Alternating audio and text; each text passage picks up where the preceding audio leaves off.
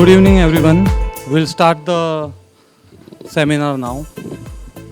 On behalf of entire executive committee of PETA, I welcome all the dignitaries and friends for this exclusive seminar on 3320B. This symposium on 3320B is very important with regards to development of real estate in Mumbai. This notification has been brought to generate PAPs which are need of hour to rehab the needy and give them better life and add on housing stock for the city. Today we will do an in-depth analysis of notification of 3320B, and I am sure that at the end of the seminar you will have a clarity of this regulation. I would now request following dignitaries to please come on stage. President Sri Sandeep Isore, immediate past President Manoj Dubal, OSD Sri Chandrakant Unge, Deputy Chief Engineer Sri Vijay Taude, Deputy Chief Engineer Sri Bajirao Patil, Deputy Chief Engineer Sri C.D. Chaudhary, Deputy Chief Engineer Rajendra Jadhav, and Deputy Chief Engineer DP Sri Lotan Ahire. A big round of applause for all the dignitaries.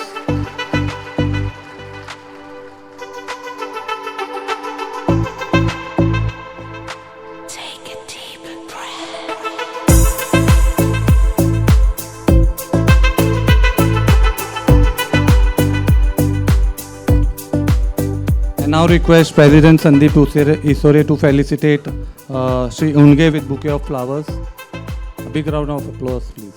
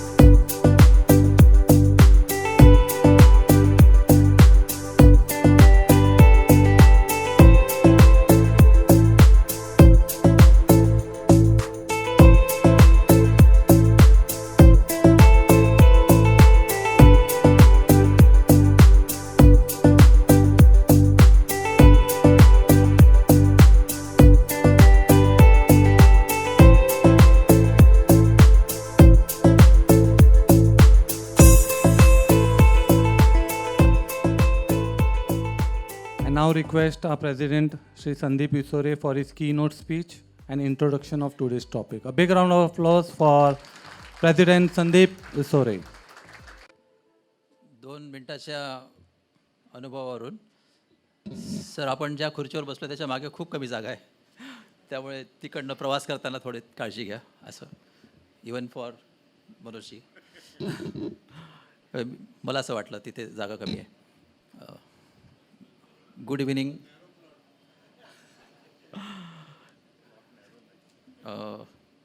क्या बोलते उसको, uncapped FSI on small plot, ऐसा ऐसा भी बोल सकते हैं. जी जी. So good evening everybody. OSD to MC Shri Undage saheb, DYC BP City Tawde saheb, DYC BP eastern suburb आणि स्पेशल सेल राजेंद्र जाधव साहेब, आणि DYC BP वेस्टर्न सबब 1 श्री BL पाटील साहेब, आणि नुकतेच येत असलेले Rajan Bandekar saheb, president NAREDCO, ex president.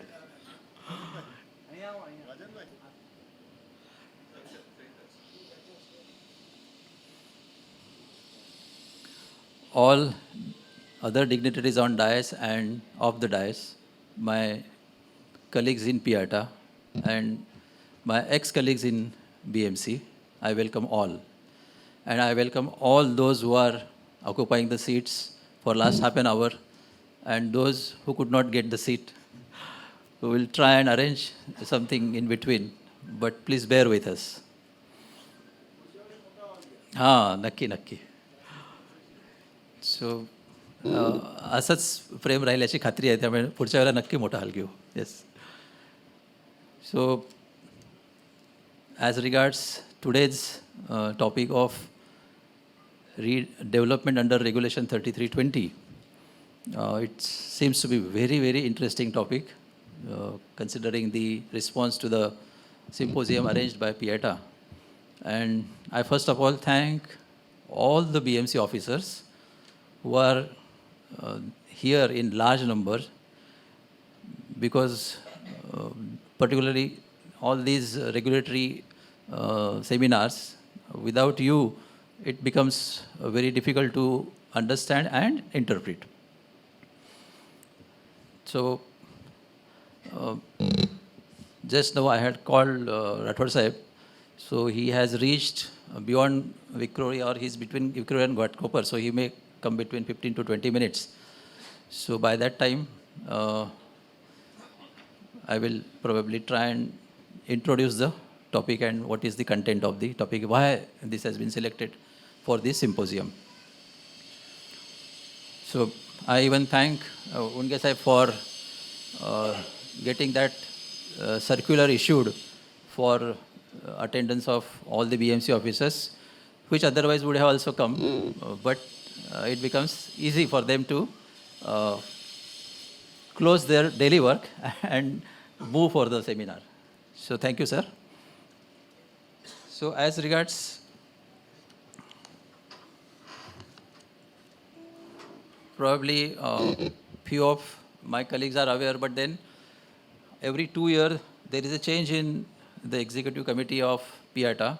So this is a new committee from September 24 to September 26. And this is the first seminar of the new committee. So anything first, we have some doubts in our own mind when we are arranging that, but veterans are there already who have done it for time and again. So I needed those claps, so that now I can start with my small speech. One more thing, PIATA has seen in the past very tall and handsome presidents. Probably in the future, presidents will also be very tall and handsome. So please bear for 2 years.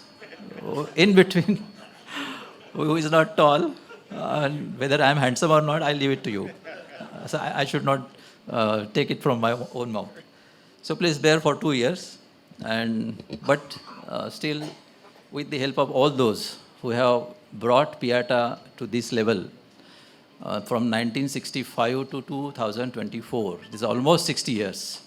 So, yes, Piata deserves such kind of clap up round, because 60 years any organization is running the show, contributing for the subject, and is known for that. I mean, people do expect new things from all of us. So it is a great thing, and it becomes very satisfactory to be part of such organization.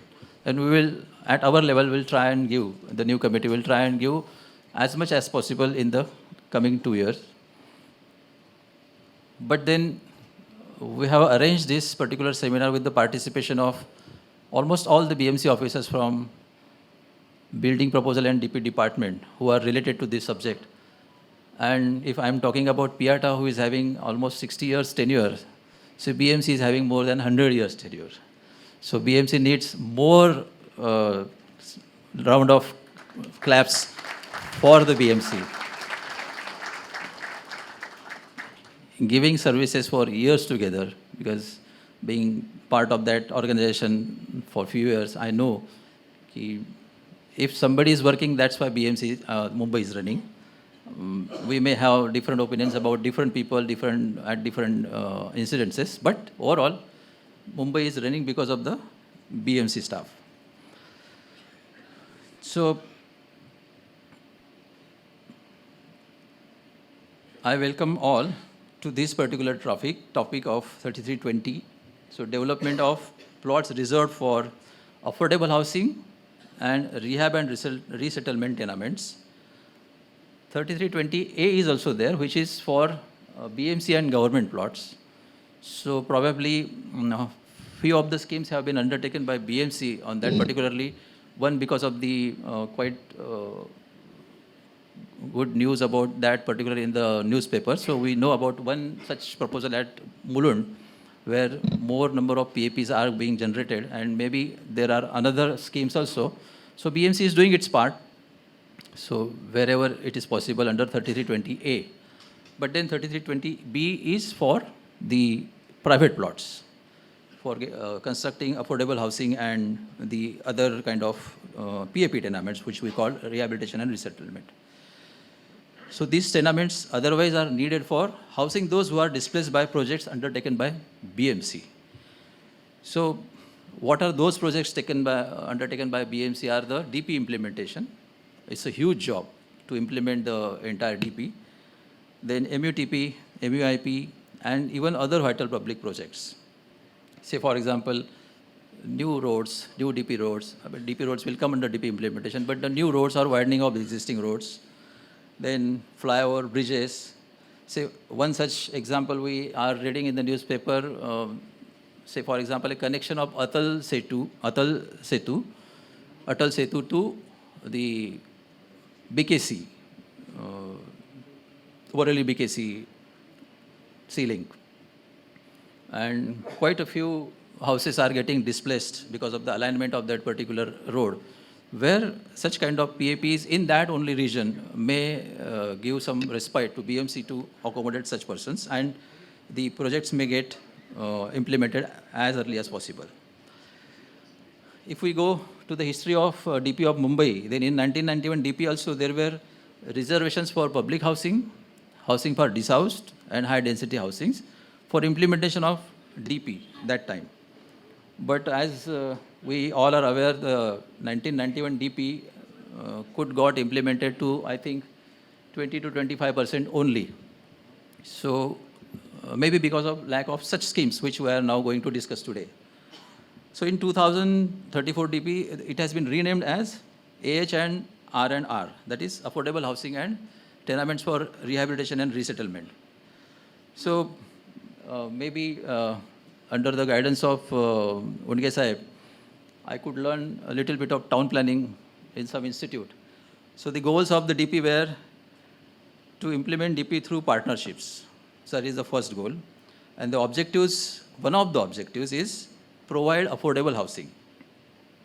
In DP report of 2034, it is mentioned that around 1 million such units of 30 square meter, 45 square meter, or 60 square meter size are needed by BMC for implementation of DP as well as infrastructure.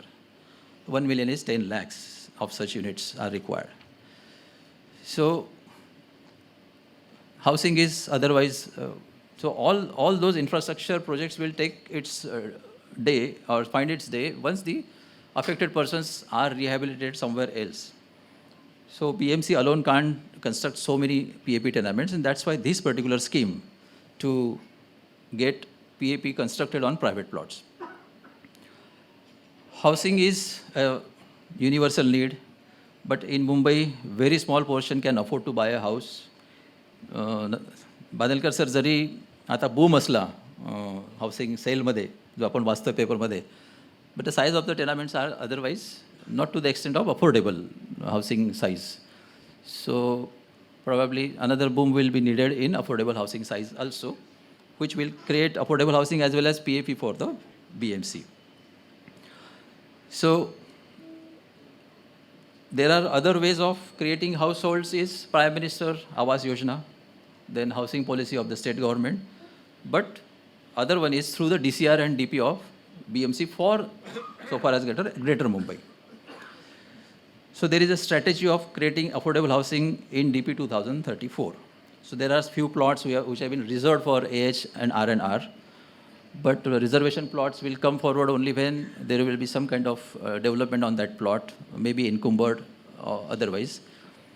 But by giving some fillip to the private participant to construct such kind of tenements, BMC thought it prudent to formulate this particular regulation of 3320B. So as per DP, through the DP, around 3.25 lakhs to 5 lakhs such small size tenements are needed to be constructed, which will need at 3 FSI around 1475 hectare of the land, which is just not possible. So that means FSI needs to be increased and private participation needs to be encouraged. So that's why 3320B regulation was introduced in 2018 in the new DCPR. But as I can recollect, in July 2022, I will just for that matter read, just to emphasize why we need to be proactive with this particular regulation on either side, the BMC side as well as the developer side, that this particular, it is stated in the report while formulating that circular in July 2022, it may be stated that MCGM is in dire need of large number of PAP tenements. To generate more such PAPs, it is felt necessary to encourage developers, owners to generate PAPs on their plots. Further, since coming into effect of DCPR 2034 on 1st September 2018, no proposal is received by MCGM. This can be encouraged by permitting additional FSI beyond the FSI permissible as per Regulation 30A, instead of permitting beyond zonal FSI, by way of, which was there in the DCR, by way of combination of Regulation 3320B and clubbing such schemes as per provision of 3320B. That's why the circular was formulated to give a certain impetus and some kind of fillip to the developers to come forward. But then as rightly it was thought that mere circular will not do, it is proper to amend or modify the regulation itself. And that's why after July 2022, the 15th October 2024, we could find that the regulation has been modified. So this is particular the history of why we are today discussing about 3320B. It is going to, if at all, it is found to be very inducive, constructive, proactive from both the sides of the particular regulatory sides as well as BMC side and the stakeholder side, then there will be more and more such proposals in the BMC, creating more and more PAP tenements or affordable housing tenements, which will be available free of cost to BMC. That's why coming together and getting into the nitty-gritties of the regulation so that we formulate some kind of easy guidelines so that the proposals once such received, will be approved and cleared as early as possible, and PAPs are available to BMC as early as possible. So that is what I feel is the today's intent of PIATA to organize this particular symposium. I thank once again to all who have come over here. So probably in 10-15 minutes, Chief Engineer DP will be there. But I think I will hand over to the MOC, Sabir, to take further this particular. Thank you.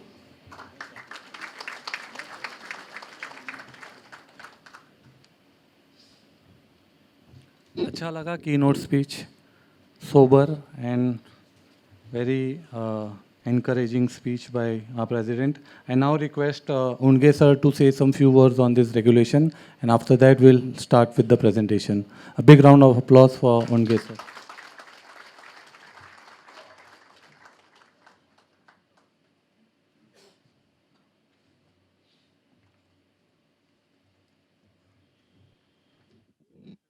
Good evening, President PIATA, Sandeep Isore sir, all the office bearers of PIATA, and all our staff colleagues and all architects here. Actually, today's topic is regarding introduction to the amended regulation of 3320B.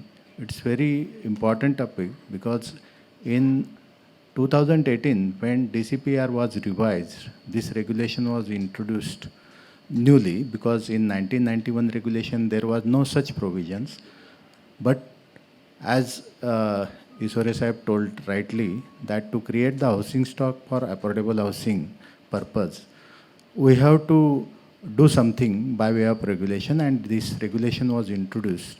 However, there was some lacuna in the regulation because similar regulation was already available in the regulation by naming 3311, which was applicable for SRA development, SRA schemes, which was operated by Slum Development Authority, wherein there were many concessions were available as compared to the 3320B.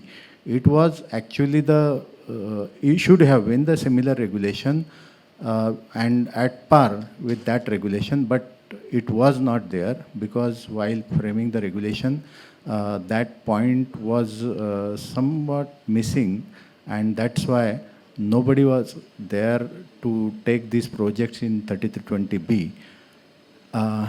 When we got this point after a few years that this regulation seems to be redundant because of the reason that we know, because there were many projects were in 3311, but there was no any projects was coming forward in 3320B, and that's why it was decided that this regulation, which is to be operated by the planning authority of BMC, should bring at par with 3311, and accordingly the initiatives were taken by BMC. The 37.1 modification draft was published, and then it was submitted to the government, and government also agreed for that it should be at par with 3311, so that there should be a fair choice available to the developer or owner, that wherever he wants to go, either under 3311 or 3320B, that's their choice, but there should be a fair option available. And accordingly, finally, last month, that the modified regulation is now approved, and that is operated.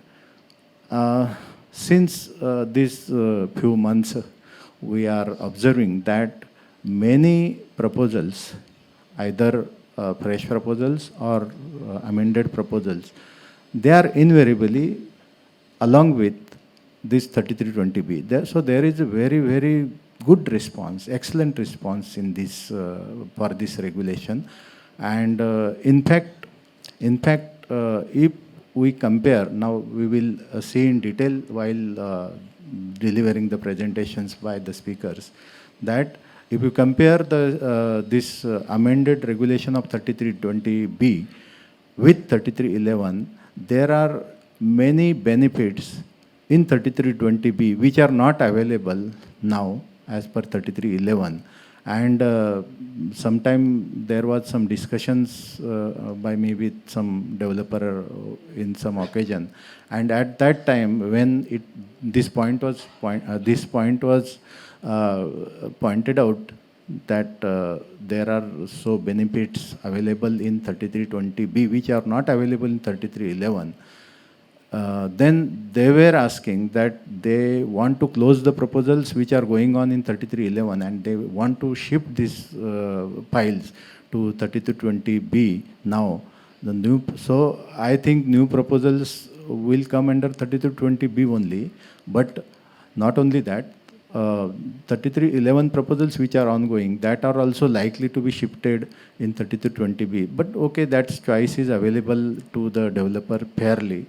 So that all things that we will see in the presentations which are going to be delivered. So that's, I will tell about this. This is just the introduction and background regarding 3320B and amended, which is recently sanctioned by the government. Thank you very much.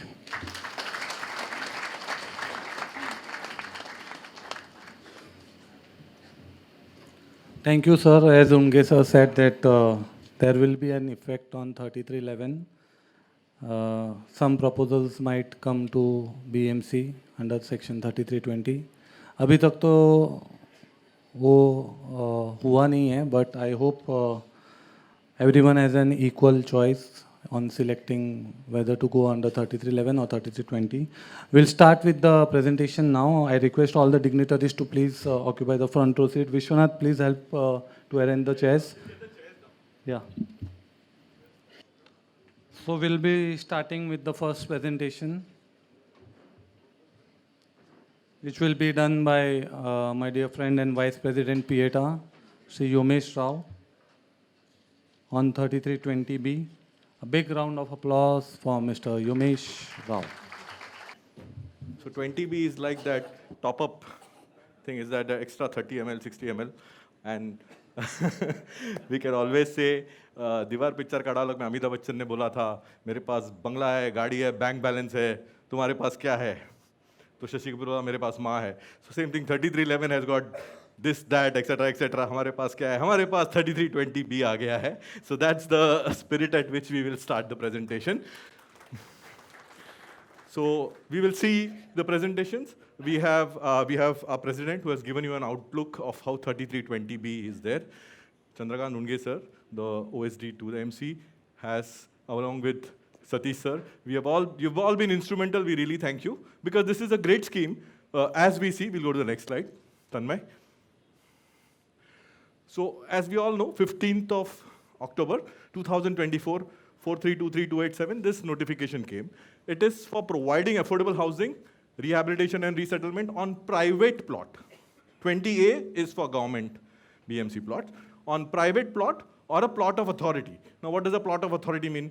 There could be private bank lands, etc., which are not government in the true sense. Those people can also get into this. Of course, they have 33.3 already, but still. So need for modification, I believe our president has very rightly said, but I think we should read it once, because हम हमेशा कहते हैं जब notification आता है उसका preamble पढ़ना बहुत ज़रूरी है. I keep saying this because हम लोग generally direct काम के चीज़ पे जाते हैं, order क्या है. But as we understand in PIATA while imparting education, the preamble of the notification is the key to understand the spirit of the notification. So as we see, modification proposal wide letter 19623, this is when the BMC send a proposal to the government. And where it is stated, BMC is in dire need of substantial number of project affected persons. Of course, BMC is doing so many infrastructure projects, so many. And it is observed that since coming into effect, of course, we all know, because the scheme by itself, without the incentive that is given today, was not as viable, feasible, etc., considering the combining and other things. Very few proposals were received. So to generate more such PAPs in the wards, and of course we all know, जब हम rehouse या dishouse हो जाते हैं projects के लिए, people want to stay in the same place. हमको आप बैंड्रा वाले को मानखुड़ में नहीं डाल सकते. They would not accept that. So this provision says such infrastructure projects are taken up in hand to avoid general public's tendency to refuse resettlement in location away.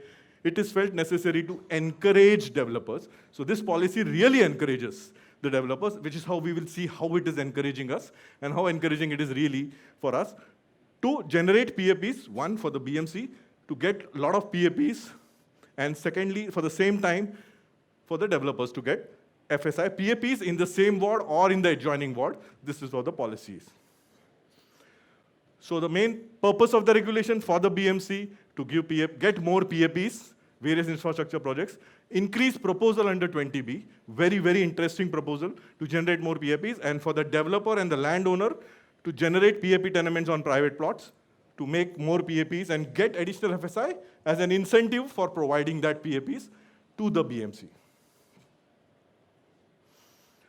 So if you see the notification, so इसको ABCD सीखना पड़ेगा हमको. So पहला, the earlier regulation was ABCD, EFG, M तक था. Now it has gone up to Q. So the earlier notification stopped at clubbing.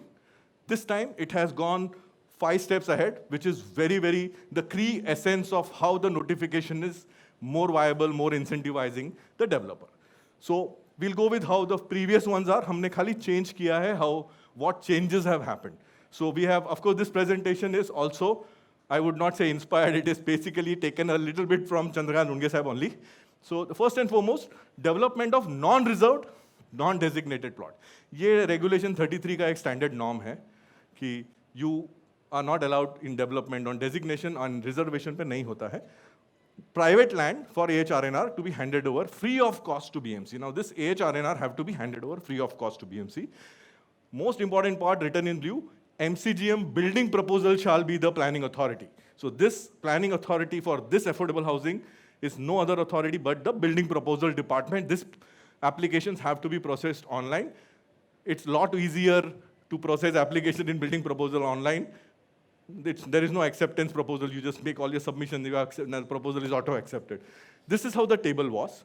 This is how the regulation was. आपका base FSI के ऊपर आपको road width के हिसाब से you used to get more FSI. So on a 12-meter road, you used to get 3 in suburbs, 1 plus 2, and in 18-meter, you used to get 1 plus 3.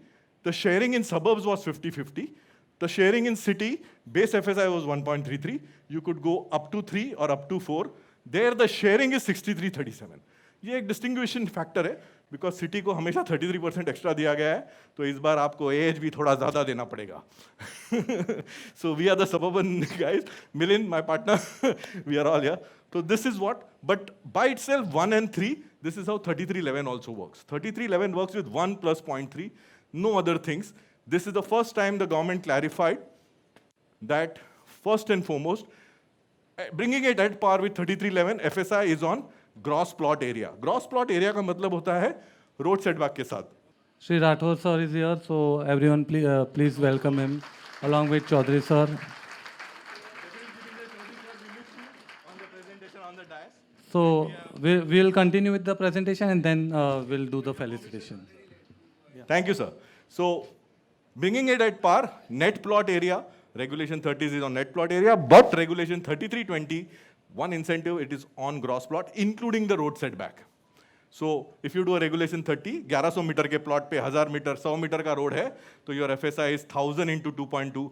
Of course, you get 200% road over and above, subject to the conditions. But here the FSI is 1100 into 3. That is a big game changer. Of course, Nikhil and Manoj Dubal, Manoj Bhai, our past president, will be explaining all those numbers as well. Nikhil. Second part, of course, not applicable to one FSI के नीचे होगा तो. That's a standard one.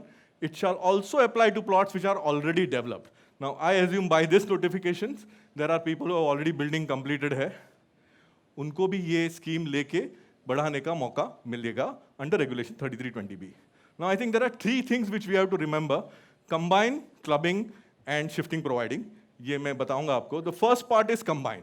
This is a wonderful notification जो generally 11 में नहीं है. Generally नहीं, absolutely 11 में नहीं है. Is that in this combined scheme, you can do regulation 30, 33.6, 33.7, 33.7A, 7B. ये स्कीम आप शुरू कर सकते हैं, इसका इंसेंटिव मिलता है आपको जो 3311 में नहीं मिलता है. So let's say in a society you have 50 members, you are getting 500 square meters free. You will get government FSI at a 50% premium you can take. You can take TDR as per your road width. And after that, as I call it, the top-up scheme. So आपका 33, 30, 33, 6, 7, 7A, whatever it is, that is your base FSI, absolutely जैसे permissible है वो मिलेगा आपको, सारे incentives मिलेंगे, और इसको top up करेंगे, और वो भी gross plot area पे. So that is the key part which we say is this 20B scheme, a fantastic scheme. When we go into the Excel file, which will be shown shortly after me, we'll show you how the numbers change. And the numbers change in a very good way. So this is combination, this combine is there only in 20B.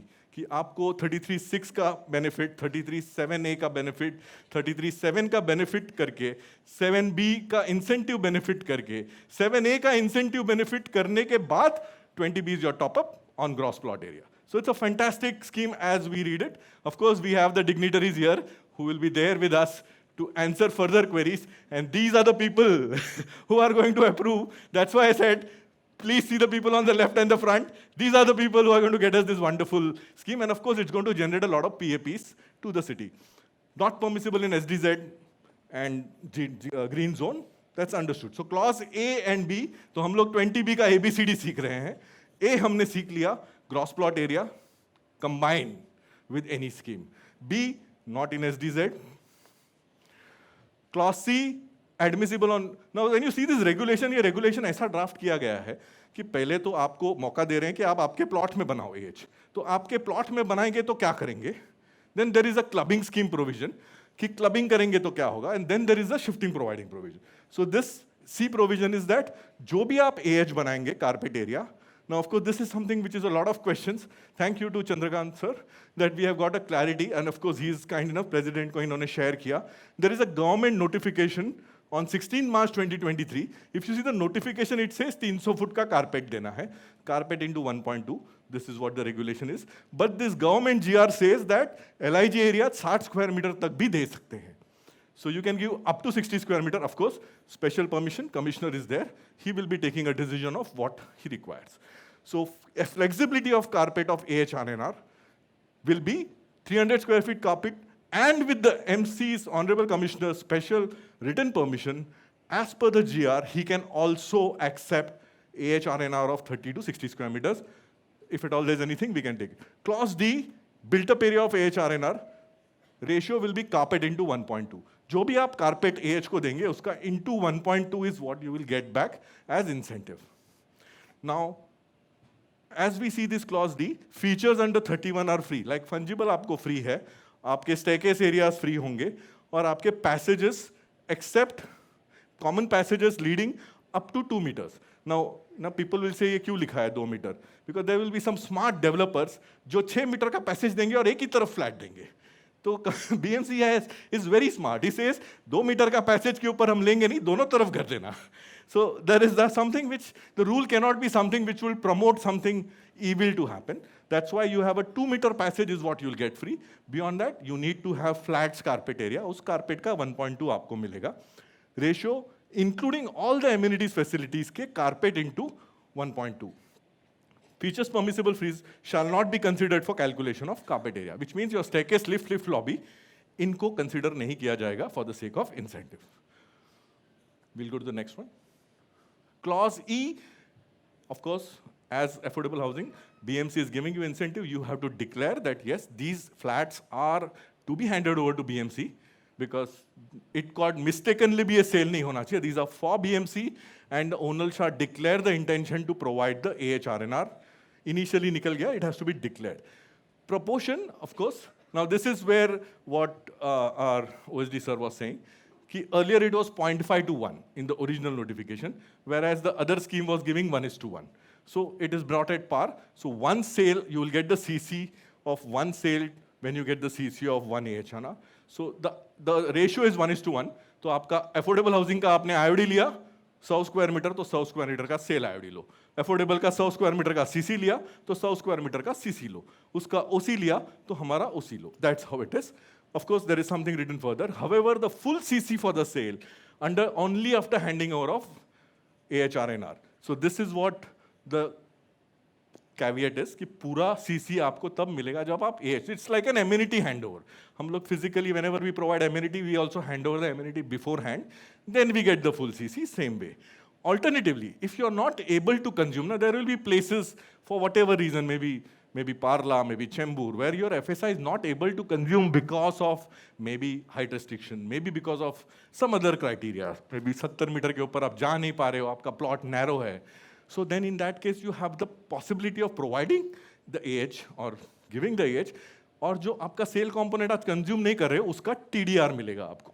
That's the idea of the regulation clause F. Clause G, after AH RNR tenements are handed over free of cost to him, occupation for the sale portion will be given. Obviously, before you give AH का OC, it's like built up amenity. उसका OC नहीं देंगे, तब तक आपको sale का OC नहीं मिलेगा. This is the clause G. So A, B, C, D, E, F, G तक आ गए हैं. Let's go to the next one. This is what is very nice. H, relaxation in premium. First and foremost, अगर आप affordable housing अपने plot में बना रहे हो या clubbing के लिए, obviously fungible का पैसा नहीं देना पड़ेगा आपको. उनका fungible free होगा without charging premium. Also, the staircase and lift lobby areas of those areas that you are intending to hand over to AHRNR will be without charging premium. One more thing. The proportion of the AH component ka sale will be at the rate of 10% of normal premium on the sale component for open space and also for staircase. Open space deficiency जो आपको sale component because of AH मिलता है, because of the AH RNR component, the whole bulk will be at a discounted premium. AH के लिए तो है ही नहीं, sale of AH के लिए है.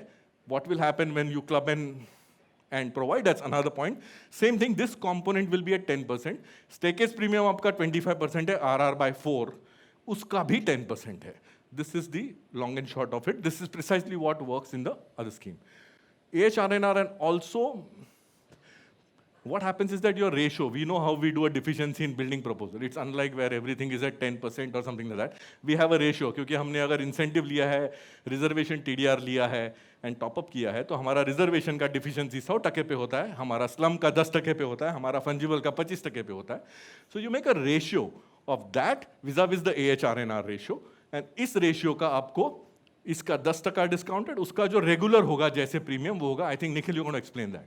So that's how it is. Now the thing is that this is for the extra part. यही ratio will go into the base FSI also. So base FSI पे भी यही ratio पे आपको discount मिलेगा. Fantastic relaxation in premium. Going to class I, the provision of course there was a dual thing. Infrastructure charges 7% on development cess भी भरो, because the regulation 30 does not say that. It's been made very clear कि infrastructure charges नहीं भरना है, आपको the other part has to be paid. Now clause J, permissible use of sale FSI. The owner will be able to utilize, of course. The thing is that सबसे पहले आता है, हम AH तो R दे रहे हैं, commercial कर सकते हैं क्या? Logical question कि हमने तो affordable housing तो residential दिया है, हमारा building में हमको commercial करना है. Very clear, the owner will be able to utilize the basic zonal FSI and the sale component FSI as per the regulation that permits. So if you're on an 18-meter road or a 27-meter road, whatever users are permissible under DCPR 34 table C will be permissible for you to be proposed. Let's go to the next one. K, of course. Now, this is something which was newly introduced because plots बहुत बड़े होते हैं. The same thing BMC requires, I believe this, when I say this because we were in discussion as PIATA with the corporation to understand, you need PAPs also, commercial PAPs. So it's not only residential PAPs, you need also commercial PAPs. So when the plot area is more than 4,000 square meter, जहाँ आप ये scheme को additional FSI के लिए use करना चाहते हैं, so out of that uh component 25% has to be commercial. This is a long and short of it. So whatever is your uh component under 3320B permissible, उसका 25% you have to provide as commercial. This is applicable only for plots which are 4,000 square metres and more. So if your plot is 4,000 and more, you have to build a part of it as commercial. Now, obviously, as I2R में residential 50 square meters होता है, there is a standard provision which is mentioned कि for any reason due to DCPR or any other provision of the regulation, if you are providing this commercial convenient shopping for the sake of development, you are providing something within your plot, that much offset आपको मिलेगा. So I'll just read it in simple English. There shall be no obligation to construct shopping convenience to the entire extent for those cases where on account of other provisions of DCPR, certain percentage of zonal basic FSI is required to be mandatorily provided for shopping. This is a very clear thing. In such cases, अगर आपका mandatory provision is less than 25, तो बाकी का आपको देना पड़ेगा. So in such cases, only the balance area of pro rata will have to be provided as shopping. Of course, बाकी residential तो देना ही है. So that's how it is. K. Now the interesting part begins. So this is where we take from the person and the people. Clubbing scheme. So first part was you can combine it with any regulation which is mentioned therein. Clause A, 30, 33.6, 33.7, 7A, 7B के साथ combine कर सकते हैं. Please understand the definition in simple English. Combining it with some other regulation. This is clubbing. Now the clubbing regulation is you can club it with 2 or more schemes under the same regulation, which means आप जिसके साथ club करोगे वो scheme भी 3320B ही होना चाहिए. This is very important to be understood कि these are लिखा है club कर सकते, but if you see very carefully in the notification, it is very nicely written to be clubbed with 2 or more scheme under this regulation, which means 3320B regulation. This is how it is. Now, clubbing में you can have one owner, you can have multiple owners. It's like people coming together and आपस में मांडवली करते हैं कि rehab कौन देगा, cell कौन देगा, to make it in very simple language. So, multiple owners agree to make a joint application. This is one necessary thing. You have to make a joint application because BMC needs to know कि who all are coming together, who is doing what. So, a joint application will be made by single or multiple owners, and of course, then you can club it between the same ward or adjoining ward or within 5 kilometers. Now, how you can do this clubbing is entire AHRNR area, including the base FSI, can be categorized as AHRNR and can be interchanged. The word is interchanged, which means आप एक plot आपको लगता है week है, यहाँ माल बिकेगा नहीं, तो आप पूरा एफोर्डेबल हाउसिंग वहाँ बना दीजिए, इंक्लूडिंग द बेस FSI, और उसका जितना भी कंपोनेंट है सेल का आप अलग अलग प्लॉट्स पे क्लब करके कर सकते हो. Now when you do this clubbing, obviously आपका वीक लोकेशन का रेडी रेकनर रेट तो थोड़ा कम होगा, और जहां आप सेल लेके जा रहे हो वहां का रेडी रेकनर होपफुली ज्यादा होगा, ऑब्वियसली ज्यादा होगा. So you have to give the 40% difference as unearned income to the corporation. और अपने पास पैसा नहीं है भाई, अभी हमको 40% नहीं देना है, तो ठीक है एरिया ज्यादा दे दो, कोई बात नहीं, 100 फुट का 120 दे दो. That's how it could B. So very simple math of it.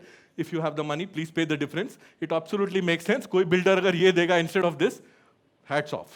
Very nice, but that's how the regulation is. Now the limitations. Now this limitation is also necessary. When you do a clubbing scheme, interchanging your FSI, there is a condition that RNRR component, जो आप affordable housing जहाँ भी आप provide करोगे, वो पूरा building, पूरा plot या पूरा wing AH का होना चाहिए. So the entire building, the entire plot or the entire wing has to be for affordable housing. Note, of course, this premium that you pay 40%, because it's a clubbing scheme and you made a joint application, you can make this payment in 2 stages, shall be paid to the planning authority in 2 stages, 50% at the time of IOD, 50% at the time of CC, for the incentive FSI, of course, or the developer has to surrender equivalent sale FSI in the form of constructed built-up area to the extent of the premium. Obviously, everybody will pay the premium in 2 stages. So basically, this one thing is different from the next part, कि आपका जो different जो पैसा भरना है आपको area देने के बाद, वो पैसा आप 2 स्टेज में भर सकते हो. You can give it in 2 stages. This is what it seize.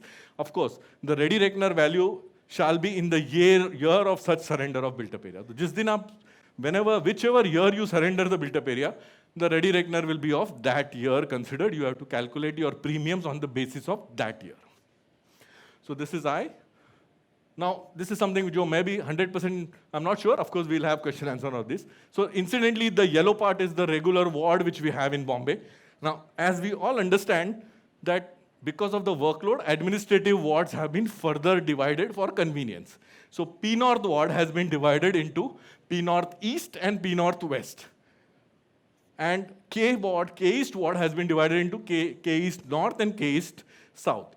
So अब क्या होता है कि ये why is this a little tricky? Because we are talking about adjacent ward within 5 kilometers and adjacent ward. Now, पहले हमारा K West ward को हम P North में कुरार तक लेके जा सकते थे. अब वो एडमिनिस्ट्रेटिव वार्ड 2 हो गया है, तो अभी हम कुरार तक लेके जा सकते हैं कि नहीं लेके जा सकते, इसके बारे में हम जल्दी ही चर्चा करेंगे. So, and similarly, K East North and K East South. So like my Bandra friend wants to club it with K East, he wants to give it at Majas. अरे मजाज तो के ईस्ट नॉर्थ हो गया है, हमारा adjacent ward तो के east south है, कैसे करें? So this is what something which we need to discuss, debate, and of course there will be an SOP for this. So whether the DP का original ward देखा जाएगा कि the current administrative ward देखा जाएगा is something which we need to discuss upon. I think we'll go to the next one.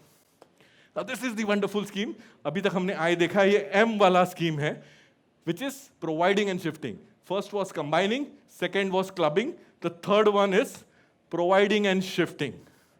Simple English, provide and shift. आपको 4 FSI दिया गया है, आपका affordable इधर है, आपका sale इधर है. You can provide and shift it. ये उठा के हमने कहीं और provide shift कर दिया. तो ये जो बचा obviously unearned income का difference है. This is how I read the notification. It's like 4 FSI given. ये वाला हमने यहाँ प्रोवाइड किया था, अब यहाँ पे से हम कहीं पे भी प्रोवाइड कर सकते हैं. Now let's read the location. At any location, at any location, of course with in 5 kilometre, with in same ward. This is the, so any location means in fact it is not even, I feel not even relying on any particular scheme. आपको SRA के cell में देना है वहाँ दो, माड़ा के cell में देना है वहाँ दो, कोई 9 मीटर वाले केस में जो सेल है वो दो. मतलब there, if provided the conditions comply, you can give it anywhere but within the same ward, adjoining ward, or 5 kilometers. This is what it is. Any location within 10. Now here the criteria is different. कि उस building में जहां आप दे रहे हो वहां 10 units तो affordable होने चाहिए. नहीं तो आप एकदम अंबानी के बिल्डिंग में खाली एक टेनेमेंट को एज देंगे तो बेचारा वो रह नहीं पाएगा, वहां बेच के निकल जाएगा. तो 10 लोग तो साथ में रखो ताकि वो लड़के उनको भी बाहर निकाल सके. Whatever it is. So this 10 tenement, it's a joke basically. Please don't take it that way. But the idea is that there should be 10 affordable housing in a building. At least this is a condition. Cannot be diluted. Second condition is that ये building 7 साल, very clearly age of the building shall not be more than 7 years calculated from the date of CC of such tenements to be handed over. ये condition नहीं होता तो लोग क्या करते हैं सोचिए. बिल्डर लोग 1985 के बिल्डिंग में सबको एज दे देते, 100% कोई नया बिल्डिंग में देता नहीं. So that is why this condition is that the building should be fairly new. Fairlie नए बिल्डिंग में आप अफोर्डेबल हाउसिंग दे दो. सो this is what the scheme is, generating more PAPs, good PAPs in a new building within 7 years, and you get your incentive. This is the criteria. We'll just read it how. Under discretion of MC, the Honorable Commissioner can permit such shifting and AHRNR. Now here also it's the same way, either by paying 40% difference or by handing over extra built-up area. Now this criteria, I think somebody very dear to me mentioned, ये generally होता नहीं है क्योंकि आप cell अच्छे जगह पे देते हो और रिहैब कम देते हो. बट इंसिडेंटली आई अंडरस्टूड कि पी नॉर्थ वार्ड में ऐसा है कि कुरार में कहीं कहीं पे रेट ज़्यादा है और जहाँ पे बेचता नहीं बिकता नहीं है, और मलाड में जहाँ पे बिकता है जहाँ बेटर रेट है वहाँ का रेडी रेकनर कम है. So it could be reverse psychology also कि जहाँ पे ये बिल्टअप एरिया वाला चले. There could be more schemes in eastern also DYC sir कि जहाँ पे may be in Sewri the rate is different, rate is sale rate is good but the ready reckoner rate is different. So this is how the thing is. So it's basically incentivizing the developer. This is the limitation. Please याद रखिए, clubbing में पूरा building पूरा wing होना चाहिए, पूरा plot होना चाहिए. इन शिफ्टिंग, बिकॉज ये शिफ्टिंग प्रोवाइडिंग में you will be buying the unit and handing it over to the BMC for PAP, because of which you will get the incentive. You will be buying, I assume so, unless you are a developer. आपका खुद का scheme हो तो clubbing भी कर सकते हो आप. You have both the options available. Now this is where the good part ends. There are certain things. और क्या चाहिए, बिल्डर लोग का एक ही रहता है, और क्या मिलेगा, और क्या मिलेगा. तो और भी मिलेगा आपको. पार्किंग रिक्वायरमेंट आपको बहुत मुश्किल पड़ता है कहीं कहीं पे देने को, तो आपको पार्किंग रिक्वायरमेंट भी कम करके दिया है उन्होंने कि at par with 3311 your parking requirement is not 1 per 4 flats, it is 8 flats पे एक है. You have, this is how the table is. Thanks to our president, he mentioned as per table 2144-2 for the flats, your requirement of parking is not 4, 8 tenements having carpet area, you need to provide 1 car parking. 4 tenements you have to provide, 2 flats you need to provide. In 4 tenements you provide not exceeding 60. 2 tenements with carpet area exceeding 60. This is the regular parking. हमारा building proposal में otherwise it is 4, 2, 1 and other way around. So the parking requirement is halved. Of course, there is one more condition कि अगर आप affordable housing दे रहे हो, so this thing is there. This is under regulation 3311H कि आप AH देना चाहते हो और आपको कार पार्किंग नहीं बैठता है, तो instead of giving 8 tenements को 1 car, you could actually give 8 motorcycles also. This is the long and short of it. But this is for AH tenements only. Sale के लिए तो आप गाड़ी नहीं बेचोगे तो बिकेगा नहीं भाई. That's how it works. So that's the part of NO. Provision of 41.5. Now this 41.5 is applicable for development, basically for rehab building and for composite building. It is not for your sale building. ये तो public बोलेगा cell building 70 metre बना दे, 3 metre front open space, मजा आ गया. ऐसा नहीं होने वाला है. So the following provision shall apply. 41.5 is applicable for rehab and composite buildings. The following provision will be applicable for a building up to 32 meters. Front open space is 3 meters. For a, can everybody see and audible? For a building up to height more than 32 up to 70 meter, the side and rear open space shall not be less than 6 meter. And for a building height more than 70 meters, rear marginal open space shall not be 9 and shall not be less than 12 or beyond 120.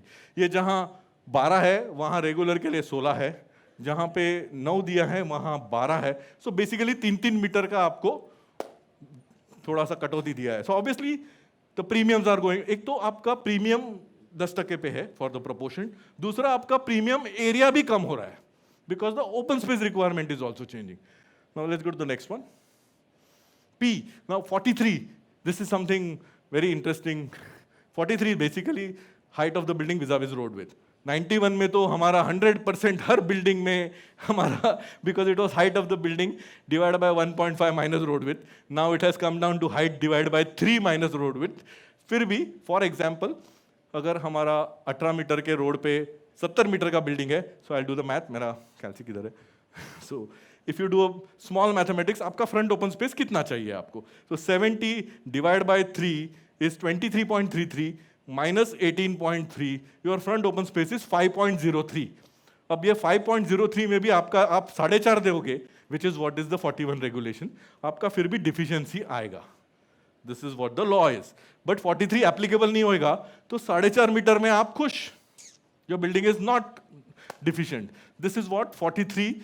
Doing away with 43 also reduces your deficiency area.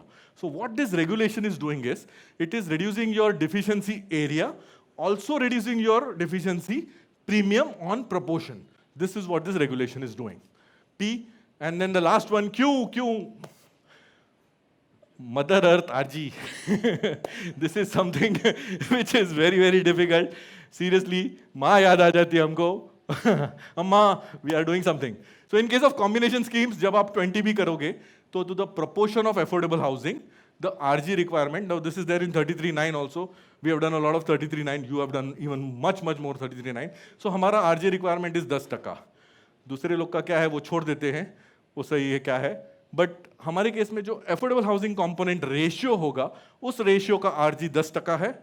जो non AH component का ratio है, because you are combining with 33(7)A, 7B, whatever it is, इसका RG as per your plot size 15%, 20%, 25% जो भी होगा वो होगा.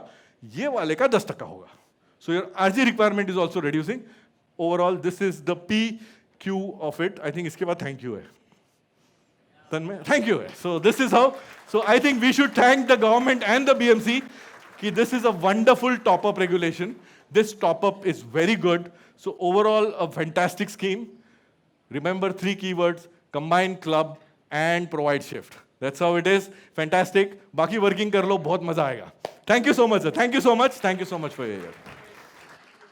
Hello. Thanks, Yomesh, for the excellent presentation. Those who are practicing in SRA 3311, nothing new for you. हम लोग ने सब किया हुआ है. 99.9% regulation is of 3311. After this presentation, 3311 has already been admitted in hospital. After 2 more presentations, ICU में चला जाएगा. But there are SRA doctors who will bring it back, so don't worry. I now request,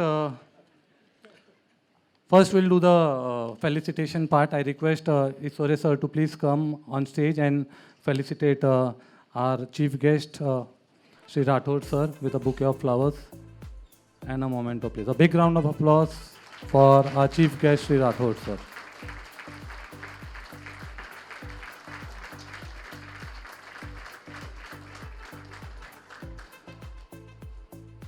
Sir, sir.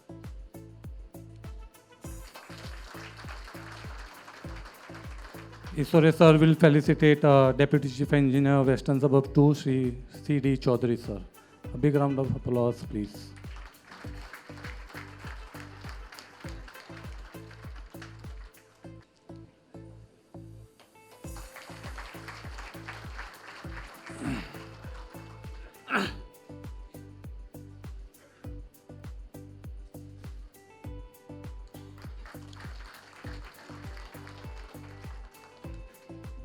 I now request our next speaker, Nikhil Jadhav, to please come on stage and give his presentation on some examples on 3320B. Nikhil Jadhav, please. Thank you, Samir. A very good evening to all of you. I'm, in fact, really delighted to make this presentation in front of such an august audience with all the esteemed dignitaries here. I'm also proud to share this stage with industry stalwarts, Shri Manoj Dubbal Saab and Shri Yomesh Rao.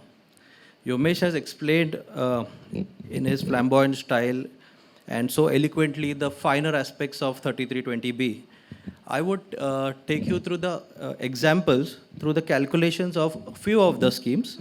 Of course, all the combinations may not be possible in such a short span of time. So I have selected a few examples which illustrates the combination of how schemes can be combined, clubbed, as well as the three terms that Yomesh was harping upon, as well as the shifting, which is different from the clubbing.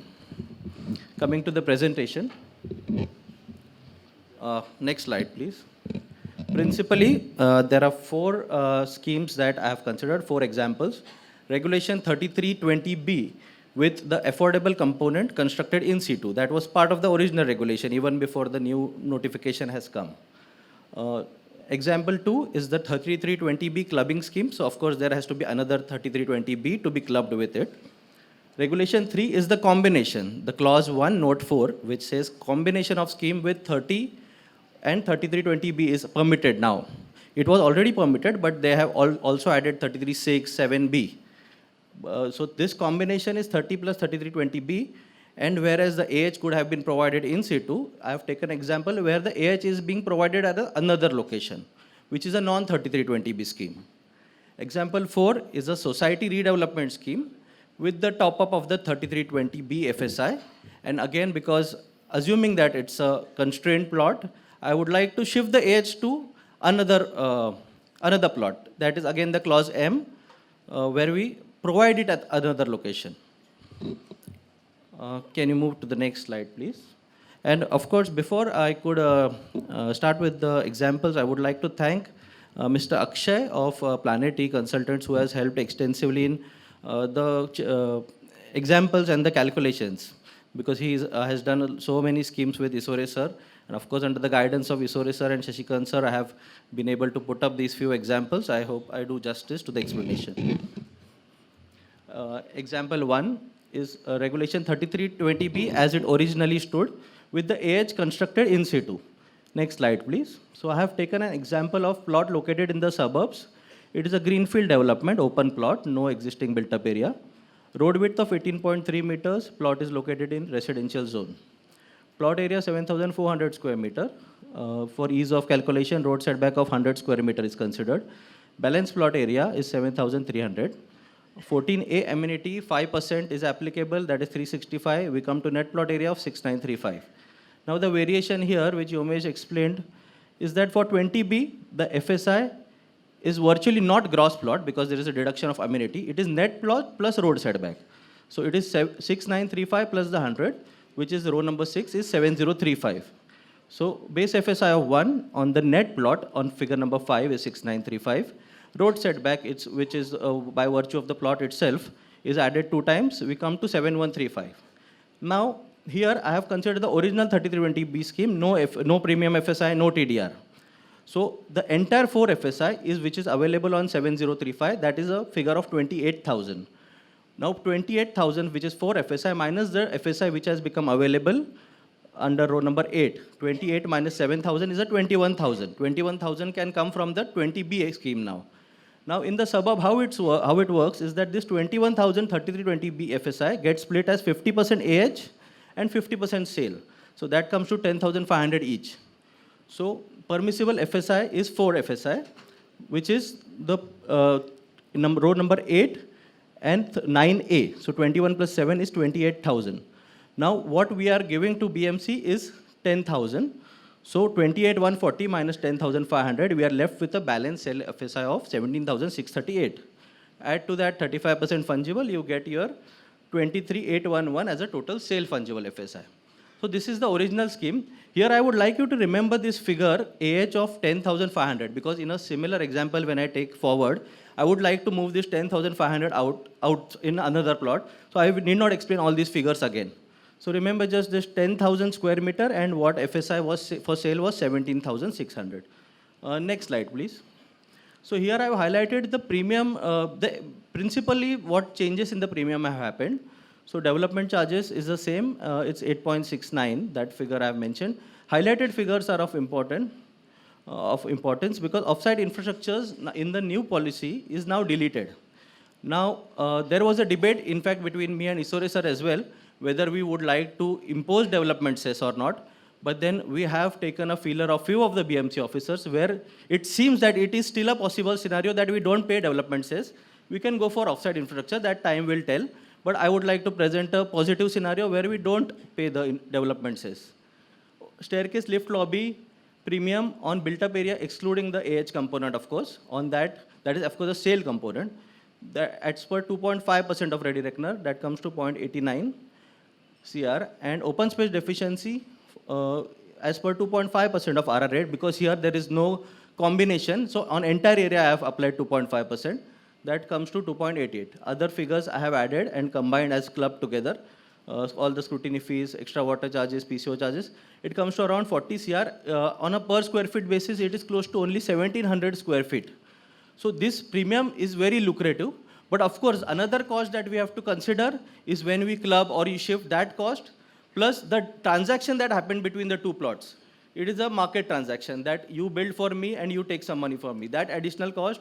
And another third aspect will be the cost of construction of these AH tenements itself, which is not there in the TDR or the regulation 30 otherwise. So that is the feasibility part of it. I have mentioned only the municipal premiums. Ready reckoner rate 59,860. I have considered a plot in Malad and done this working. Next slide, please. So this is a 3320B clubbing scheme as per clause L. This was also there in the earlier notification. Again, the same example I've carried forward. Both plots I've considered in suburbs. Assumed for ease of calculation, having same road width. Existing built-up area is nil. It's an open plot in residential zone. Next slide, please. So I will not go into the scheme 1 working, because scheme 1 is just what we saw in the earlier example. These are just copy-pasted figures. If you remember, I had highlighted 10,500 as the AH, which we have to give away. 17,638 is the sale, including fungible. This is exactly the ditto figures from the first example. Now, in front of that, there is another scheme, a slightly larger plot area, 9,000 square meter. So proportionately, AH has increased to 12,000, and their sale FSI for that scheme has also increased to 21,500. These are apple-to-apple schemes. Now, this is a before clubbing scenario. So everybody, each scheme, if doing AH on their respective plots, guy 1 has to give 10,500 of built-up area, and guy 2 has to give 12,700. Now, ideally, what I would like to do, scheme 1, let's say, is in a more favorable location from a sale perspective, whereas scheme 2 is a slightly bad location from a sale perspective. So I would like to move my AH liability from plot A to plot B. So on a basic mathematics, my AHFSI in plot 1 should reduce by 10,500 because that is my liability in plot 1.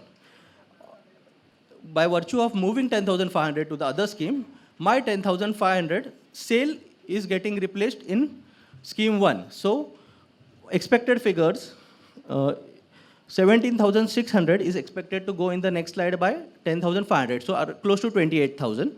And AH liability should come to 0. Whereas AH liability on the right side from 12,700 will increase by 10,000, it's 27,000, and by 10,000 that sale will be reduced. So go to the next slide. That is exactly what has happened in the row 9D and E. 10,000 has moved from left side to right side. The liability has increased on the right side. On left side, liability of AH has reduced. 70,500 plus 10,500 becomes 28,000 on the left side.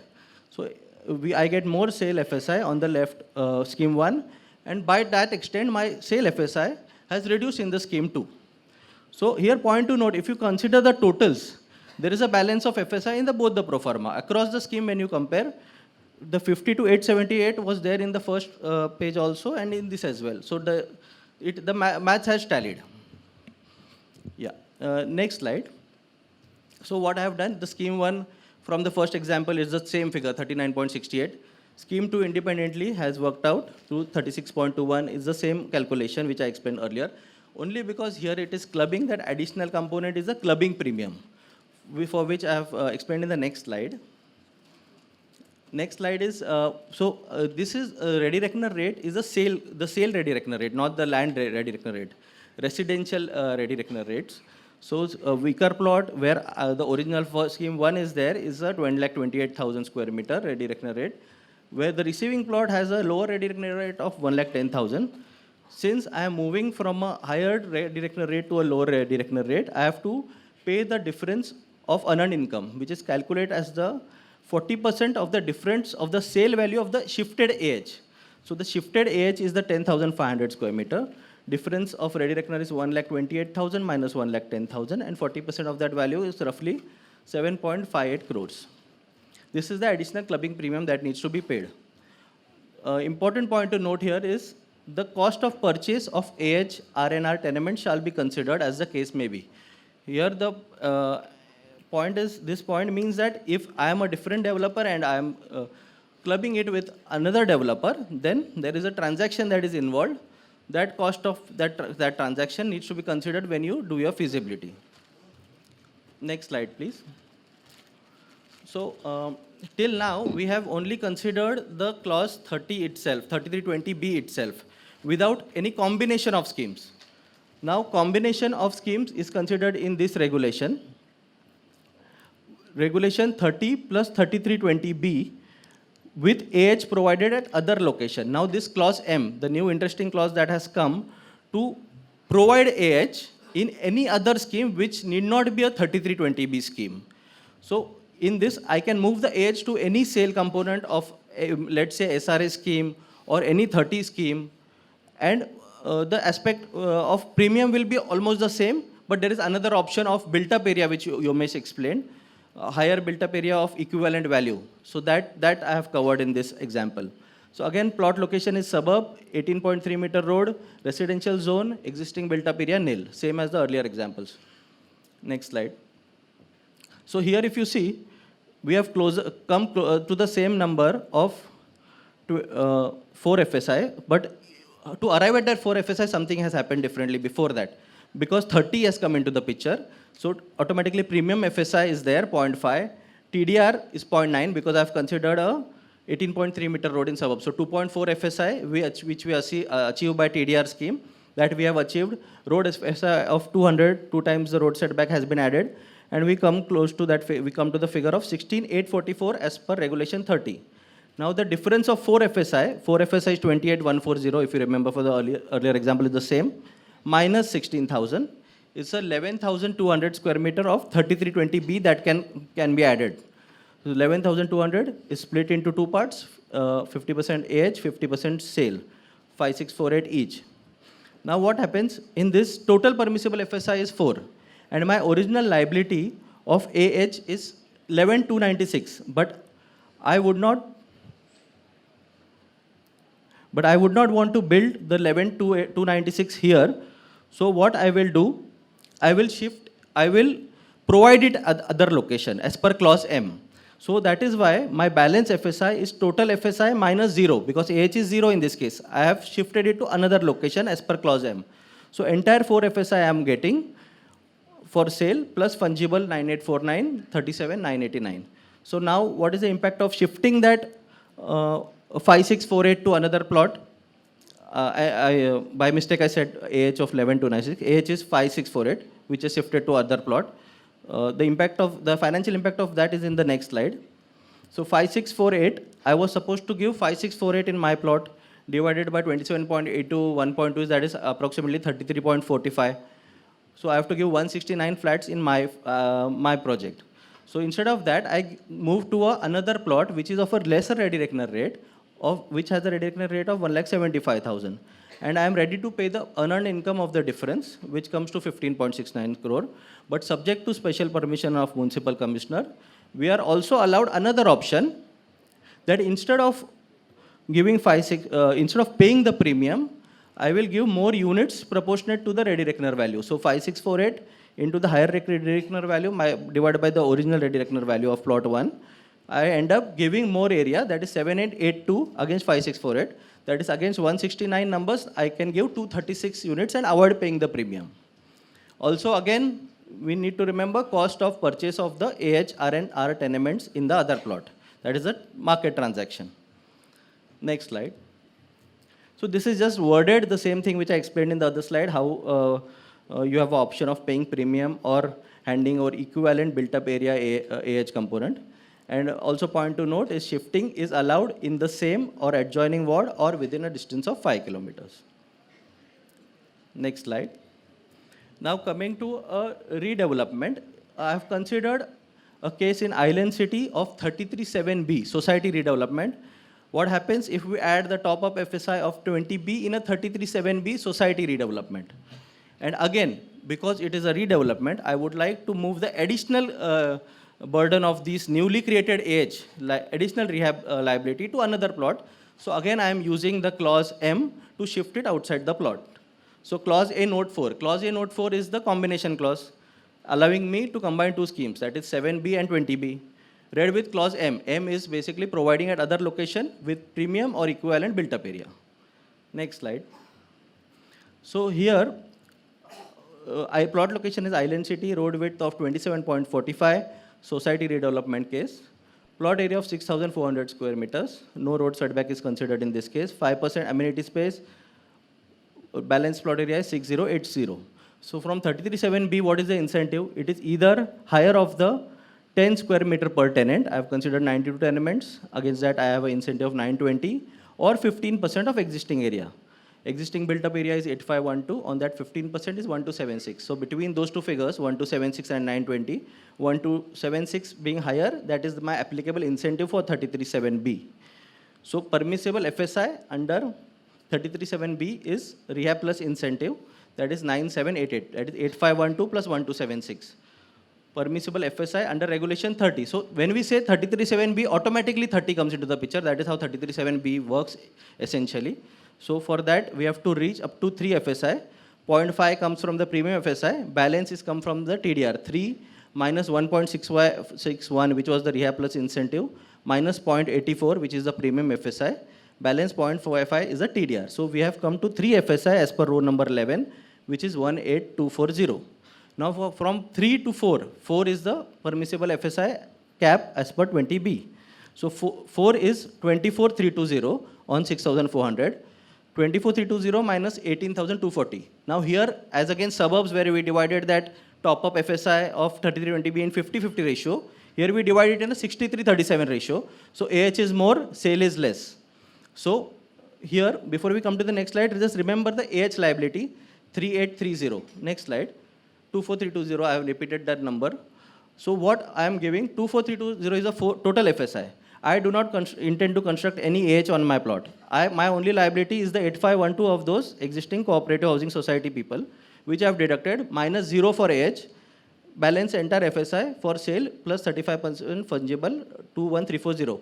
What happens to that earlier figure? Can you go back just a second? 3830, that comes in the next slide. Next slide. Shifting of that 3830. Option 1 is 3830, difference of ready reckoner. Again, I'm moving to a less desirable plot, hence a premium of 40% earned income applicable. Or if commissioner allows, I will go for the handing over more tenements if that is my, I have that much area. And against 3846, 3830, I will have to give more square meter, that is 5345 in this case. And also, because it is a shifting, there's again a transaction involved between the owner of this plot and the other plot. That cost of purchase will govern the feasibility of the project as well. That is about it. That is the end of my presentation. Thank you. Thank you, Nikhil. It was a great presentation, and I think with the permission of the President, we'll be sharing all the presentations with you. I request President Shri Sandeep Isore to please come and felicitate Aire sir with a bouquet of flowers. And,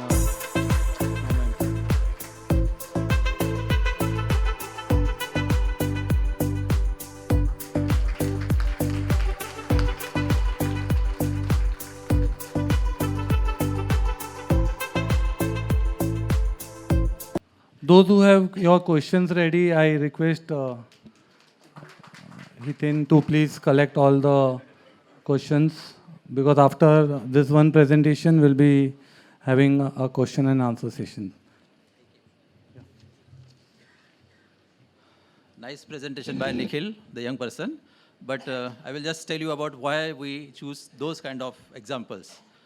Because during the discussions, even after modification, many of the developers or representative of developers discuss that कि मैं मेरे plot पे सिर्फ affordable housing बनाऊंगा, and then I can use it for exchange to other builders. So that means they will do only affordable housing on their plot. और फिर कोई builder ऐसे भी बोल दे कि मेरे पास 2-3 प्लॉट है तो मैं खुद बनाऊंगा एक जगह पे और दूसरी जगह पे मैं उसको शिफ्ट करूंगा.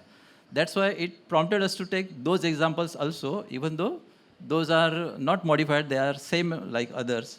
But because now there is a market for giving your PAP tenements to so many other persons who are coming under combination scheme, I think they may prefer to build only PAP tenements on their plots. That's why those examples have been taken. Thank you. Now, the two regulations, 3320B and 3311, will come to face to face by our next speaker, Sri Manoj Dubal, immediate past president. Please welcome Manoj sir for his next presentation. Comparison between 3320 and 3311.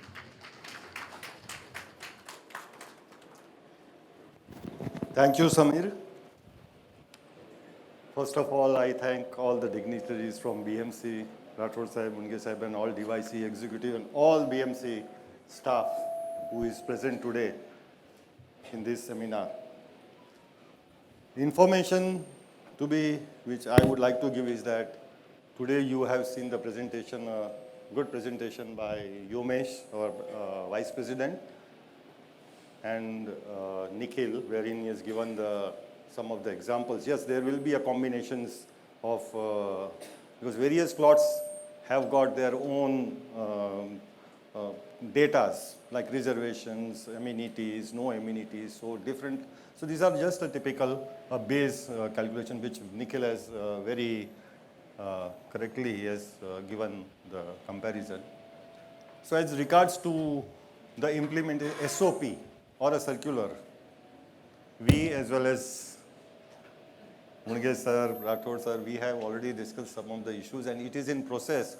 So your doubts will be cleared when this circular will come. Am I right, President? So we are in process. Maybe in, very shortly that circular will be issued with the dignitaries. They are here.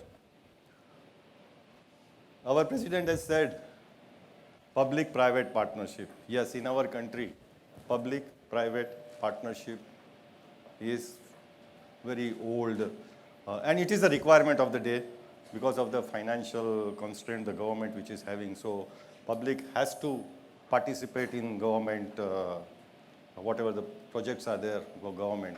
And this is very important. As we all know, various infrastructure which Isore sir and as well as Munge sir has already spoken, various infrastructure projects are there, particularly roads, which is very essential for us. Traffic day by day is increasing. So this is public-private partnership. Yes, it is public-private partnership. And the third, which I think everyone will be asking, whether PPT will be shared. Yes, definitely. We always share the PPTs and it will be shared once this symposium will be over. So PPT will be shared. Don't worry. So let me start with my comparison. 11. Samir has already said 3311 शायद ICU में जाएगा, नहीं Sameer ICU में नहीं जाएगा, जैसे ये आएगा वो भी होगा, definitely होगा. So don't worry. So I'm telling to all, don't worry, something will come definitely, because the regulations are evolving. It's always evolving. Am I right, Unge sir? It is always evolving because it is the need of the day. The needs are changing. So regulations has to evolve and regulations are changing.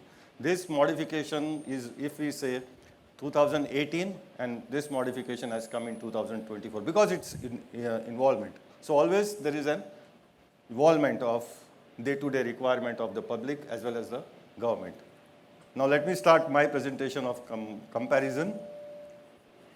No need to go into detail, everyone knows 11, it is provision of related, but this is a comparison, so just I am showing related to PTC tenement, permanent transit camps which SRA requires for their implementation of SRA scheme, slum rehabilitation scheme, so they need those tenements, and 3311 is for that those SRA projects.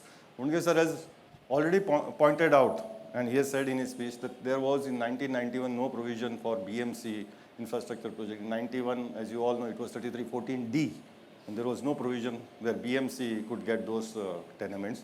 So rightly while sanctioning 3320B, this DCPR 2024, 34, this has come. Development of affordable housing. So there are two aspects, affordable housing, which is also requirement, today's requirement, as well as rehabilitation, resettlement of those PAPs. So it's dual purpose, affordable housing, as well as for rehabilitation and resettlement, and that on the private plot, which Yomesh has given in detail in his presentation. And planning authority, specific mention is there in this modification. Planning authority will be BMC, which was not earlier. So here it is very clear, planning authority is BMC. Next. Now, what difference is with 11 and 20B?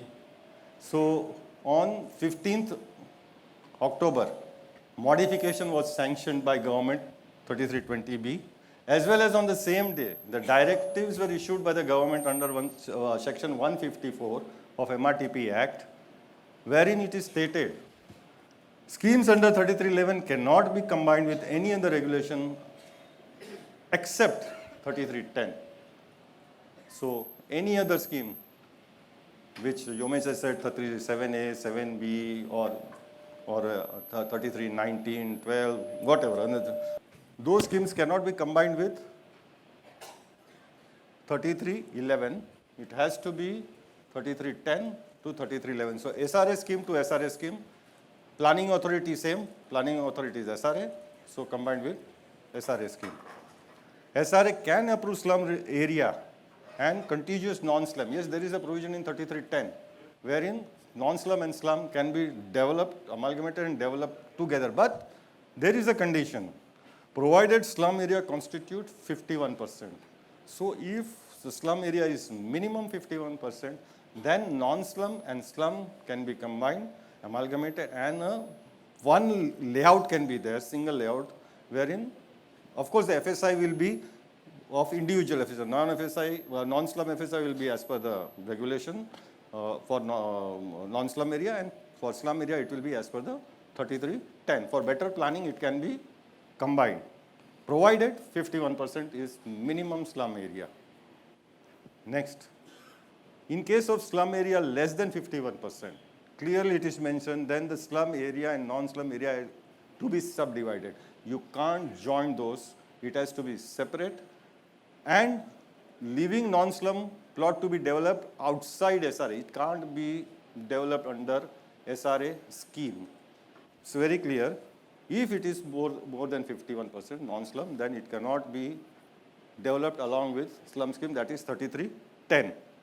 Hence, on non-slum plot, separate proposal can be submitted under 3311. It will be a separate.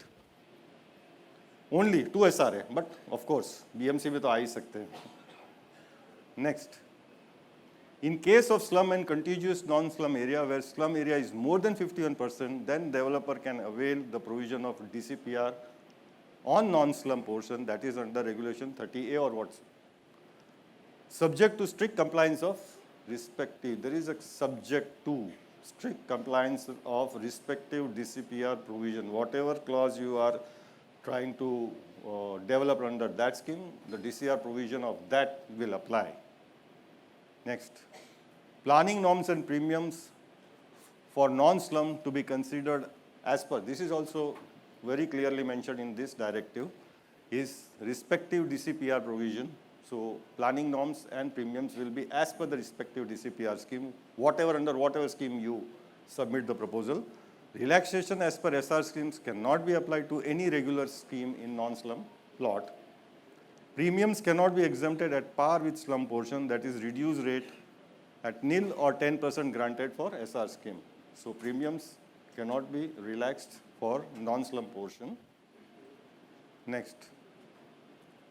Now coming to comparison, I gave this little bit of background, what the directives were, and then what will be the comparison between these two schemes. Minimum road width 20B and 11, first is 20B, second column is 11. Minimum road width, same, 12 meters. FSI 3 to 4, same. Comparison means some are changes and some are same, whatever it is. So what we have listed out, what are the changes or similar. Carpet area, minimum 27.88, 300 square feet, or as required for EWS, which my earlier speakers have already given, with a special permission of Commissioner, 30 square meter EWS or 60 square meter MIG. In 3311, 300 square feet. It is fixed, 27.88 is fixed. Whatever is mentioned, I have shown in red color, is as per the modification of dated 15th October 2024. So we can know what the changes have been made in this modification. Next.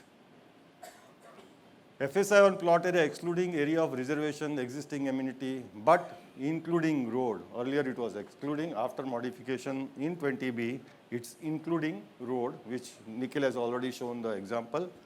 It was already there in 3311, but that was also modified. Earlier it was not there, it was modified earlier, before 20B, somewhere in, I think, 2021, 22. So it was already modified in 22, wherein the FSI was including road. So same provision has been brought in 2024 after 2 years. Next. Premium, if entire scheme is as per 3320B, which first few examples, 2 or 3 examples which Nikhil has said, in situ, entirely 20B scheme, 1 plus 3 or 1 plus 2, if it is entirely, then 10%. Premium are being charged as per the policy. They have got their own policy, so according to that, they are charging policy in force. Next.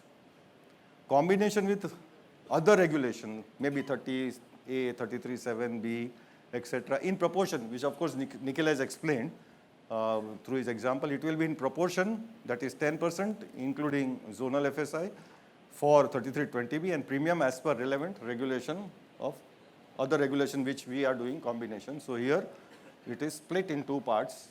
As per the normal scheme, normal premium, 3320B in proportion, whatever proportion. It's not necessary that you have to consume additional 2 FSI or 3 FSI. It is not mandatory. You can, depending upon, see there are many plots like in civil aviation height restriction, Juhu, Ghatkopar area, Vile-Parle area, some parts of even Andheri, Santa Cruz, on that side, Kurla. So you may not be able to consume entire FSI, additional 3 FSI or additional 2 FSI.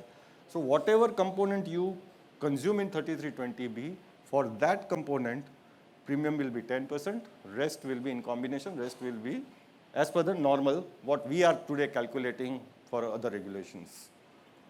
Premiums are charged at their policy. Now here, what are the changes? First is purely without any combination. It is same, basic one, and this is what I have considered is suburb, city, the area to be shared with BMC is different. I'm considering suburb, so, and 27.45 meter road.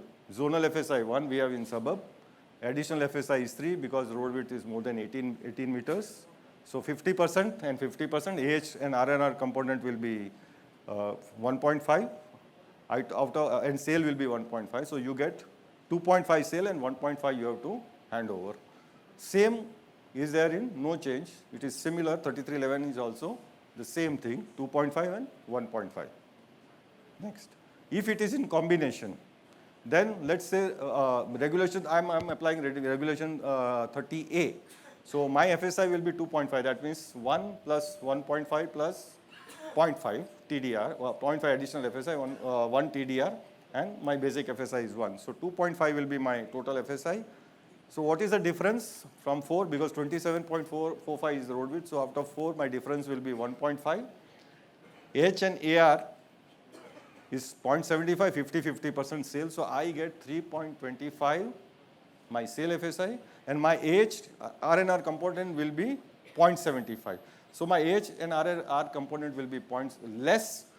Thereby my liability to hand over and RNR component gets reduced. Combination with other scheme is not possible. Purely 1 plus 2 or 1 plus 3. Clubbing. Now here I have mentioned word clubbing, and clubbing and or shifting. I have considered A, B and C. So clubbing and shifting, we have to read like that. It's same ward, adjoining ward within 5 kilometers of all schemes under 3320B, which Yomesh has already spoken. If it is 3320B to 3320B, same ward, adjoining ward or 5 kilometers plus 40% difference as per the RR weight. SRA also, if it is 3311 to 3311, same clause, no change. Same ward adjoining or 5 kilometer or and plus 40% difference. B, second option. Next. Which Yomesh has also explained, any location in same ward, adjoining ward or 5 location. This is shifting. There it is western to western, eastern to eastern, city to city, because there is a specific provision in regulation 3310 for shifting of 3311 into SRA scheme of 3310. Plus 40% difference is same. Here also we have to pay, there also we have to pay. So premium there is no change, RR rate ka 40% difference we have to pay. Next, third, indexation. It's just like TDR, which Yomesh has shown in clause M. Indexation. Example, BUAF originating plot A, receiving B, sale rates. It is sale rate, not land rate. It is sale rate. Mind well, it is a sale rate, not land rate. Sale rate of originating plot RRA, sale rate of receiving plot B. So what we are doing for indexation for TDR is the same formula. Same formula is applied over here. Indexation is not permissible in 3311. Schemes can be in combination of any regulation, that is 30A, 7A, 7B, which Yomesh has explained in his presentation, can be combined, only combination is possible only with 3310. Next. Incentive FSI permissible as per 7A, 7B, etc. As we say, combination of schemes, so it can be combined with 30A, 33.7A, 33.6, 7B. So whatever incentive FSI is available, we can very well get. Secondly, FSI, AOS we are handing over. So here we get FSI and TDR. TDR in form of FSI, which can be loaded on the plot also. That also benefit we can get because it's a combination. Thereby the AHRN component gets reduced. Incentive FSI is not permissible over in 3311 scheme. Because combination of 7A, 7B is not permissible. So hence the incentive FSI is also not permissible. Next. Due to combination with regulation, the liability of AH and R tenements gets, as I said earlier also, because we have 2.5 or 2.4 or 2.5, whatever FSI we consume as per the road width, our liability gets reduced. PTC to be handed over as per the regulation, that is for suburbs, 50% of additional FSI in suburb and 63% in city. Next.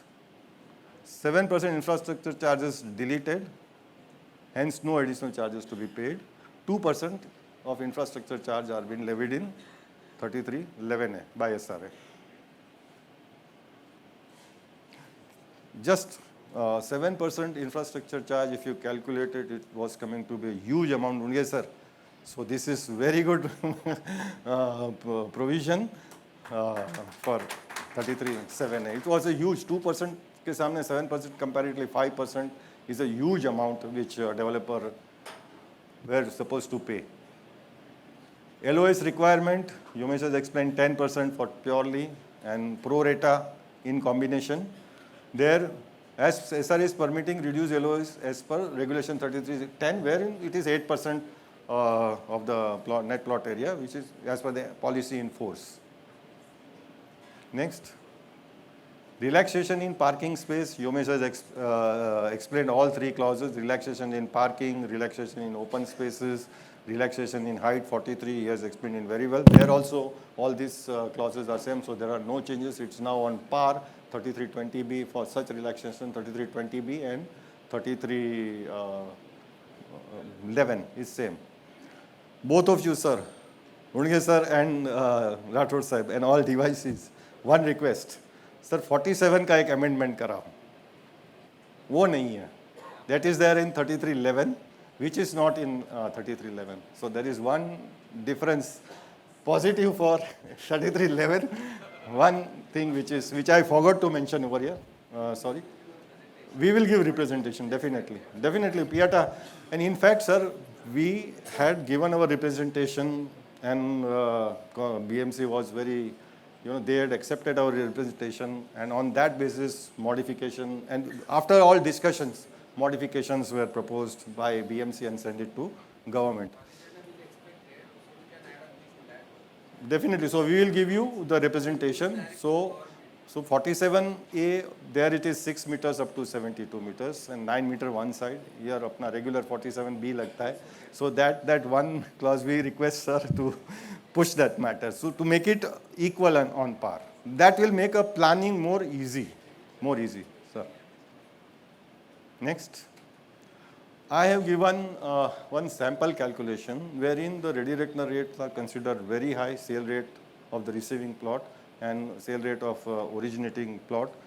Roundabout in Juhu I have considered, because Juhu wale sab ज़्यादातर 3311 में ही जाते हैं, तो that I have considered that a sample wherein that indexation का calculation I have tried to give, but this is an assumption. Indexation, if at all you want to do, you have to calculate, and since it is depending upon the ready reckoner rate of A and B receiving and originating, so calculate it and then option pe jana, a simple calculation. Next, option A. Now I am talking about shifting, clause M, which Yogesh had said. I am talking about that. Cost of, an assumption is that 1000 square meter is to be shifted. Cost of the tenement, market rate, I have considered 1,60,000 per square meter. This is also market rate assumption, may vary depending upon demand and supply. As we all know, it's always a demand and supply. So cost of tenement works out to 16 crores. 40% ready reckoner rate ka difference works out to 9 crores. So total cost is, for this is 25 crores. Cost of acquiring and cost of difference in ready reckoner rate. So this is coming to 25 crores. Next. BUA has to be worked out on indexation. So 1000 square meter into 4 lakh is receiving ka, 175 considered is for originating. So total area to be given will be 2285 square meters and the cost will be 37.57. Here 40% rate, RR rate nahi dena hai. Only you have to give the additional area depending upon the ready reckoner rate. So the difference is 36.57 minus 25 is 11.57 crore. But once again I am telling, don't consider this कि अरे उसमें ज़्यादा इसमें कम है. Calculate. Ready reckoner rates are different. Womesh has already said कि उधर जहाँ पे सेल रेट ज़्यादा है वहाँ रेडी रेकनर कम है, जहाँ सेल रेट ज़्यादा है उधर ready reckoner come. So calculate it and then apply under which provision you and your client wants to go for 20B, shifting whatever you want to do. Please calculate. This is just an assumption and a calculation. Don't consider कि वो indexation वाला में loss होने वाला है. नहीं, ready reckoner rate कर calculate करो and then decide. Thank you. Thank you.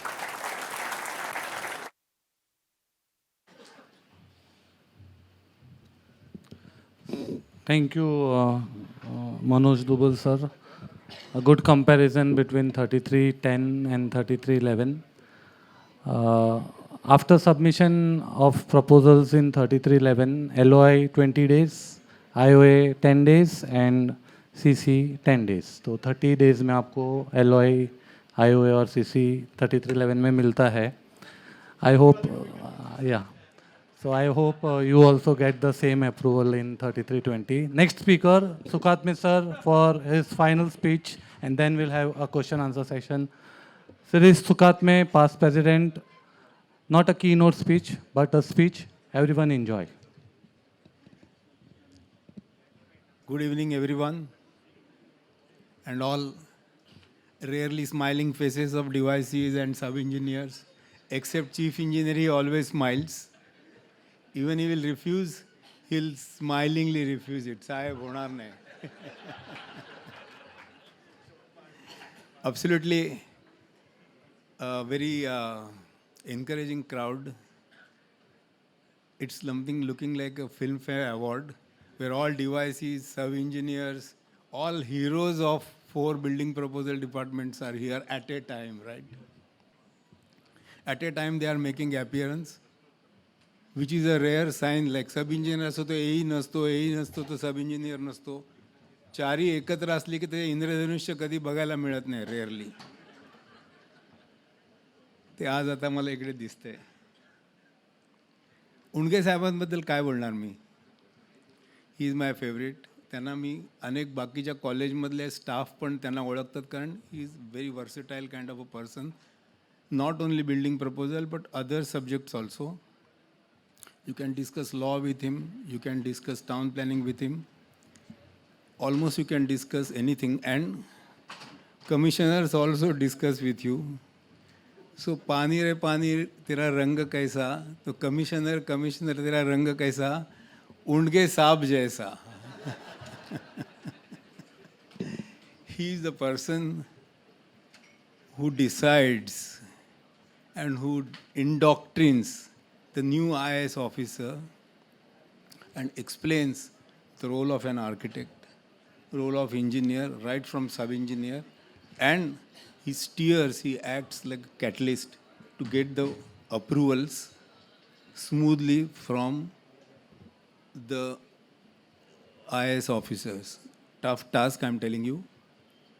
Sometimes he tells me what are the question answers happening between IAS office and SEDIM. They are very interesting and they are very basic. Clubbing बद्दल उंडगे साहेब मी एक सांगतो. तुम्ही आम्हाला फक्त एक clubbing allow करा, आम्ही सगळे तुमचे DC रूल, सब इंजिनियर आमचा द्या, AE आमचा द्या आणि एक्झिक्युटिव्ह आमचा द्या. हे क्लबिंग जर तुम्ही आम्हाला दिलं तर धडाधड प्लॅन पास होतील साहेब. हे क्लबिंग आम्हाला कळतं. म्हणजे AE चांगला वाटला तर सब इंजिनियर काहीतरी गडबड असते, सब इंजिनियर AE चांगला असला तर एक्झिक्युटिव्ह दिसतच नाही कुठे, आणि हे सगळं झाल्यानंतर डिवायस हेड ऑफिसला गेलेला असतो. हे क्लबिंग जर झालं माझं व्यवस्थित तर आम्ही 33(7)B पण करू, जे आता कोण करत नाही. आणि या सगळ्यांच्या मध्ये एक मला सांगायचं आहे की हे सगळे कॅल्क्युलेशन किंवा अप्रूव्ड प्लॅन वगैरे before it comes in to the picture, तिकडे मोठी एक फायर NOCचा हा फार मोठा प्रकार आहे मध्ये.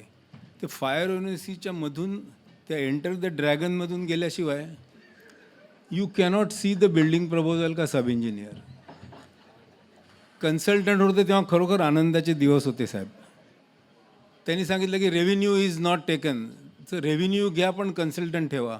बिकॉज आता तर पतंग एवढा उडतो की बांद्र्याचा माणूस जातो बोरिवलीला आणि तो बोरिवलीचा तो ADFO असतो तेव्हा भायखळ्याला, आणि तो आम्ही भायखळ्याला जाऊ तेव्हा त्याला बोलवलेलं असतं मरोळला. आणि हा जो लपंडाव खेळत खेळत ती फायरची NOC काय शेवटपर्यंत येतच नाही आमच्या हातात. बरं ती शेवटी NOC कोण करतो? तिकडे एक टायपिस्ट क्लार्क बसलेला असतो, तो ती NOC करतो. आता ही जादू मला काय कळत नाही. अख्खे पांढरे कपडे घालून हेल्मेट घालून सगळे टिकटॉक फायर ऑफिसर फिरतायत, पण तो छोटा चिरगुट NOC बनवतोय. याचं सिक्रेट काय ते मला कळत नाही अजून. आणि ती NOC प्री रिक्विजिट झाली आहे. मग ती डोअर कीपरसारखी आधी त्याला तुम्ही नाही सेटल केलं, म्हणजे हेड ऑफिसला आधी त्याला त्या खालच्या सेक्युरिटीला सांगितल्याशिवाय कुठल्या ऑफिसरकडे जातो, त्याचं वय काय, तुम्ही का जाता, कारण काय, असं सगळं सांगितल्यानंतर एंट्री मिळते. तसं फायर नंतर आम्हाला खरं फायर एक्स्टिंग्विश होतो आमचा. तर या छोट्या छोट्या क्लबिंग आणखीन या ज्या गोष्टी आहेत त्या साहेब थोडं बघा, म्हणजे लोकांच्या आर्किटेक्टच्या चेहऱ्यावर थोडा हसू येईल. 1965 पियाटा स्थापन झाली, करेक्ट. आणि 1962 वी से की before 92 BMC was not there. So just imagine BMC आल्या आल्या म्हणजे some sort of infection has come, immediately antibiotic has come. 65ला पियाटा आली आणि now without पियाटा, now this kind of such a popular notification or such a popular rule have come. It is the piata who has taken lead to market your scheme, right? See, this marketing is so important, I am telling you. 3311च्या बापाच्या मुलींची लग्न धडाधड होत आहेत. त्यांनी सांगितलं ती lipstick लावते, तू पण लिपस्टिक लाव. ती सांगते ते कर्ली हेअर करते, तू पण कर्ली हेअर कर. ते असं सगळं करून आपण 3320B आणला. फक्त एक करा, ऑनलाईन करून ऑफलाईन अप्रुव्हल करा, सगळी लग्न होतील साहेब पटापट. ते तुम्ही SRAचं आणू नाही शकत याच्यामध्ये. असो, between question answer session and presentation, I was being put in between to talk in general about the entire issues. Of course, इसोरे म्हणजे BMC ऑफिसरचा लाडका. आमचा माणूस पियाटा प्रेसिडेंट झाला, और क्या चाहिए, correct. So he requires big applause and his 2 years, I hope, rarely Piata might think of giving him 3rd year also if this kind of popularity remains. काही झालं तरी आम्ही कोणाला सांगितलं मजा असला, इसोरे सर म्हणतात तसं, अरे हो चल मी बघतो, करूयात आपण, चला. शशी जाधव करतो म्हणला, शशी जाधव बोला, अरे yes. So these people are being honoured and they are assumed as they will not give wrong advice. And this is I have seen about Isore. Isore has seen both sides of चंद्राच्या दोन्ही बाजू बघितल्यात त्यांनी. इसोरेकडनं आम्ही ऑक्युपेशनही काढून घेतलं आहे, IOD घेतलेली आहे, आणि आता ऑक्युपेशन कसं करायचं तो मला सांगतो. See just imagine how the circle has totally completed. The man of caliber, very simple. I have hardly seen him shouting at anybody.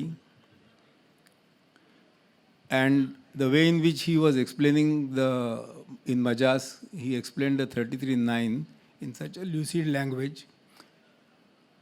That is the reason keynote speech was asked to him, what is the base of it? Why 3320B has come? And 3320B has come because of 2 basic reasons. That scheme is popular and we are in need of affordable housing, right? Now this affordable housing, I feel, it will come, and this is the first kind of reaction of architects fraternity towards it. We will find so many other ways are also coming out because ज्याचं जळतं त्याला कळतं बरोबर आहे. ज्याचा plot आहे जो builder आहे ही understands की 14 करोड द्यायच्याऐवजी 7,000 स्क्वेअर फूट द्यायचे की नाही. This is we say simply की अरे you give the areas but it doesn't happen so easily. This happens because ultimately it gets त्याला तो बिल्डरचा परिस्पर्श व्हायला लागतो. त्यानंतर ती कुठली स्कीम याच्यामध्ये यायला लागते. Just to make it popular, just I remember when 33.9 was introduced, I think 10 years before, there was a discussion going on की 33.7 is still becoming popular. 33.9 ला काय करा, मग ते साडी लिपस्टिक सगळं मेकअप घाला आणि 33.9 आलं, पण त्याच्या एरियाचा कॅप त्यात टाकून गडबड आहेच त्याच्यामध्ये. मग 33.9 कुठल्याही छोट्या प्लॉटवर करू शकत नाही कारण तुम्ही क्लस्टर डेव्हलपमेंट म्हणता त्याच्यामध्ये. But still as our master of ceremony Hingu is in between telling ki still 3311 is better, 3311 is better, because he had a small office, now he has a multi-storied, 3-storied building office. That shows which is the popular scheme, right?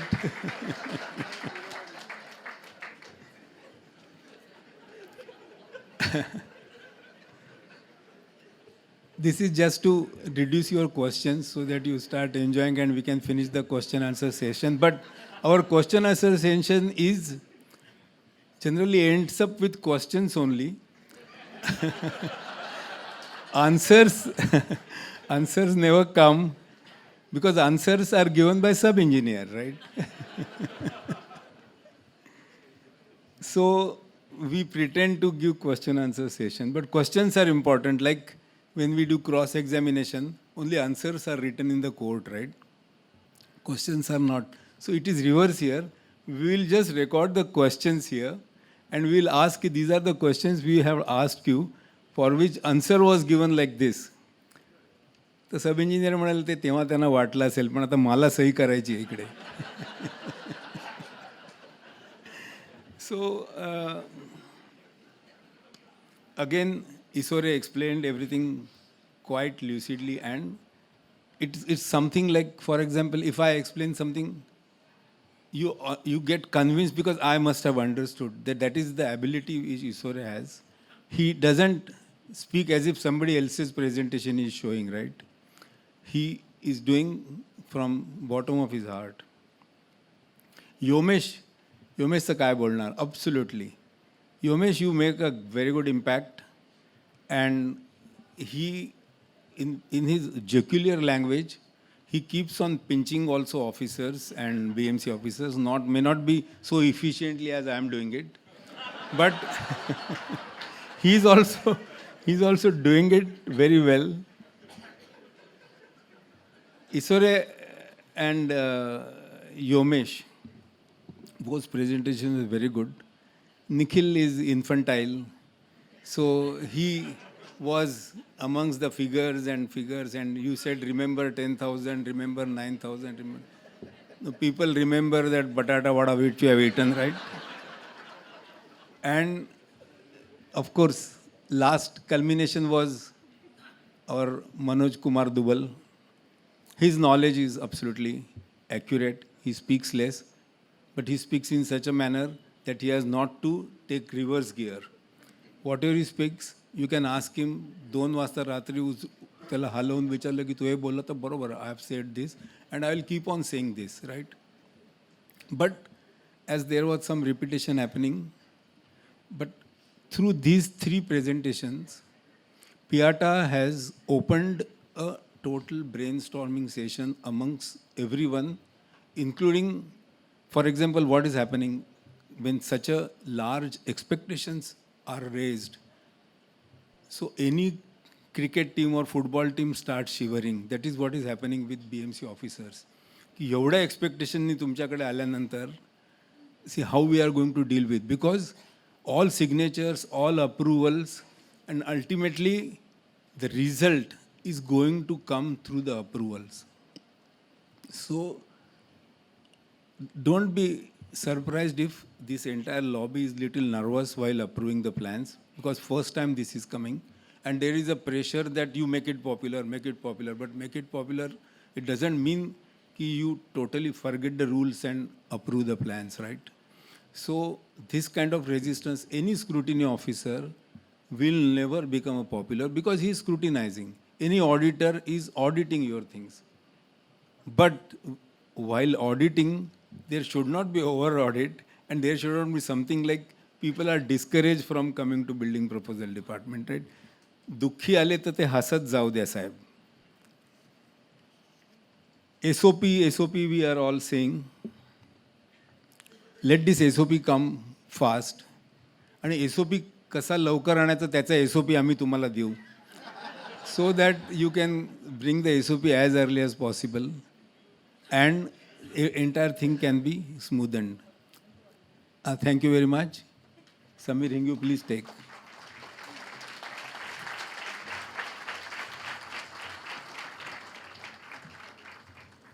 Our office is in Goregaon, first floor. We have only a small office, a medium-sized office. We don't have a 3-story office. This is for your clarification. Thank you very much. I will now ask our President, Isore sir, Manoj Dubal sir, immediate past President, to come on stage along with Rathod sir, Unge sir, and all the deputies for question-answer session. Before we start question-answer session, we'll ask Rathod sir to please address the audience because he came late. So I'll ask Rathod sir, please address. Hello या नमस्कार. आता लांब session झालेलं आहे. जास्त सांगायचं म्हणजे खूप चांगले प्रेझेंटेशन झालेले आहेत. लॉंग वेटिंग होतं आपलं 3020B which we could bring. आता जवळपास 1-1.5 महिना झाला बघा. हा 3020Bला जे काही 3311च्या पार आणायचं मला आजही आठवतं. चहल साहेब होते, मी गीते आणि चहल साहेब आणि उंडगे साहेब आले होते. तर ही इनिशिएटेड की तुम्ही स्वतः BMC should initiate this proposal instead of driving anybody else. म्हणजे MCHI म्हणा, क्रेडाई म्हणा किंवा anybody else. So this is BMC's proposal because we want PAP tenements. We are in need of PAP tenements. त्यामुळे हा proposal आम्ही स्वतः suo motu initiate केला. We initiated the process of 37 आणि आम्ही स्वतः करून गव्हर्नमेंटला पुटअप केला. नंतर government also took initiative to bring it at par with SRA. There were some many problems, many oppositions from many peoples, many organizations also. But even after that, we could make it happen on the last day of before the code of conduct. So this was a good achievement for BMC because all involvements were there from PIATA, all stakeholders in preparation of this modification. Mr. Aire was there from our end. He took very high efforts in this. Gita is not there. I will appreciate because he is there already. He only made it to happen what I see at government level because we can request him or principal secretary. We can't go beyond that. But he took whole initiative. Many times it took, I think, around 6-7 months we submitted 37 and it could happen. So it made more better than what is there in 3311. What comparison you might have seen. It's better than 3311. So we were suffering, everybody, many architects used to tell us, sir, kuch karo, nahi to ye 3311 mein sab proposal ja rahe hain. So we could do this. Now we are open to the question answer. Instead of getting it further delay, let us start question answers. Thank you, Rathod sir. Sir, you also worked in SRA. So what in SRA? And at that time 14D was there. Yeah, I was holding whole charge of Mumbai. 3340. Okay, now I let's... would request one thing. Yes. Satish can also come on stage so that any difficulties are there. So government level will also be involved. Gite Sahib. Yeah, Gite Sahib. Please. Come. Yomesh. Chair rakh dena. Gite Sahib. Please. ठीक है. कुछ मांगे यहाँ होगी तो कुछ मांगे वहीं जाना है. नहीं यहाँ से वहीं जाने वाली है. तो इसके लिए बोल रहा हूँ मैं. तो he can address us. Sir, as we all know, in case of reserved plots, there is a regulation 17(1). So the question is, can we do 3320B in those reserved plots? No. It is not permissible on reserved plots. But if the land is handed over, transferred thereafter on the net plot, You mean? see, if I hand over the land, I will tell you. yes, sir. There is a Because let's make the audience very clear because the question has come. I got your question. Your question is that suppose there is an reservation on the plot, and if that reservation is developed under accommodation reservation. Yes, sir, yes. So suppose you are developing that reservation by surrendering the 40% plot with 50% area or like that, and remaining 60% area for your own development. That's right. So Correct. your question is either on your plot of 60% area, whether this scheme is permissible, right? Correct, sir. Right. So there is a clarification and a policy that in case of reservation on a plot and when it is developed under accommodation reservation, so in such cases, after developing that reservation under accommodation reservation and handing over of that reservation to the appropriate authority, the reservations on the balance plot of the owner, it gets de-reserved. So once that reservation is de-reserved on the 60% plot, you are free to do anything about that plot and you can do the scheme on that plot. Yes, so what Unge Sahib is saying that after your liability is over, that means handing over of land along with BOA as per the regulation 17 table 5, we can go for any scheme. And sir, there was a clarification for the government in this regard in the past. So we can go for any scheme, including 3320B, on the remaining plot. So your FSI will be on the 60% land, not on the gross plot area. Am I right, sir? Yes. Of course, subject to the cap of whatever scheme you go, whatever the cap, as per the relevant DCRPR provisions, as well as FSI provisions of that regulation. So, sir, now the second question is that in the presentation, Yomesh had shown clause M, which is, M is very important, very important clause, because it says shifting any location subject to 5 kilometers, same ward, adjoining ward, any location. And there is also one clause that with special permission of commissioner, the flat size, the tenement size of AH and RNR, stroke RNR component can be granted as per EWS or LIG, whatever has been finalized by the government. Sir, our question is that we will be submitting our proposals, right? So what are the chances that we will get this? That is a very important. Suppose I submit my proposal for with 60 square meters or 55 square meters, and then if it is refused because it says special permission. So then if it is not approved, then my entire scheme will be. And Shirisha said first CFO NOC. So my CFO NOC will not work. I will have to amend the plans. This is our question. So Only thing is that in this case, the requirement of that particular ward where you are providing, if they have a requirement of that bigger size of tenements, then they will give you. but sir, then That offer has how to be do there. we or our client come to If you know? offer the ward, you approach the ward and they give you a requirement or formal requirement, there is requirement then of such size of Ward tenements. officers should also be informed Yeah, accordingly. it That can be informed. because then Now it will be also, very difficult. At present also we are allowing you approval of larger size tenement subject to consent requirement from the concerned ward. Yeah. So, sir, what we would request is that since you have said it is a requirement of the ward and the various wards have their own requirements. So, like 3312B, so we should, your corporation should start working on the requirement and on website or on the portal, BMC portal, that should be there for anyone to plan accordingly. Commissioner may approve and then ward will say, no, मुझे तो 300 square feet का ही चाहिए. So my scheme will go flop.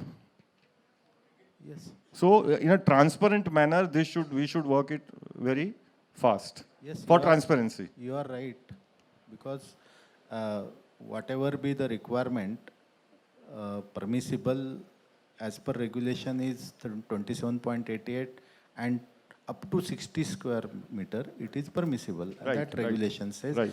with discretionary power of commissioner.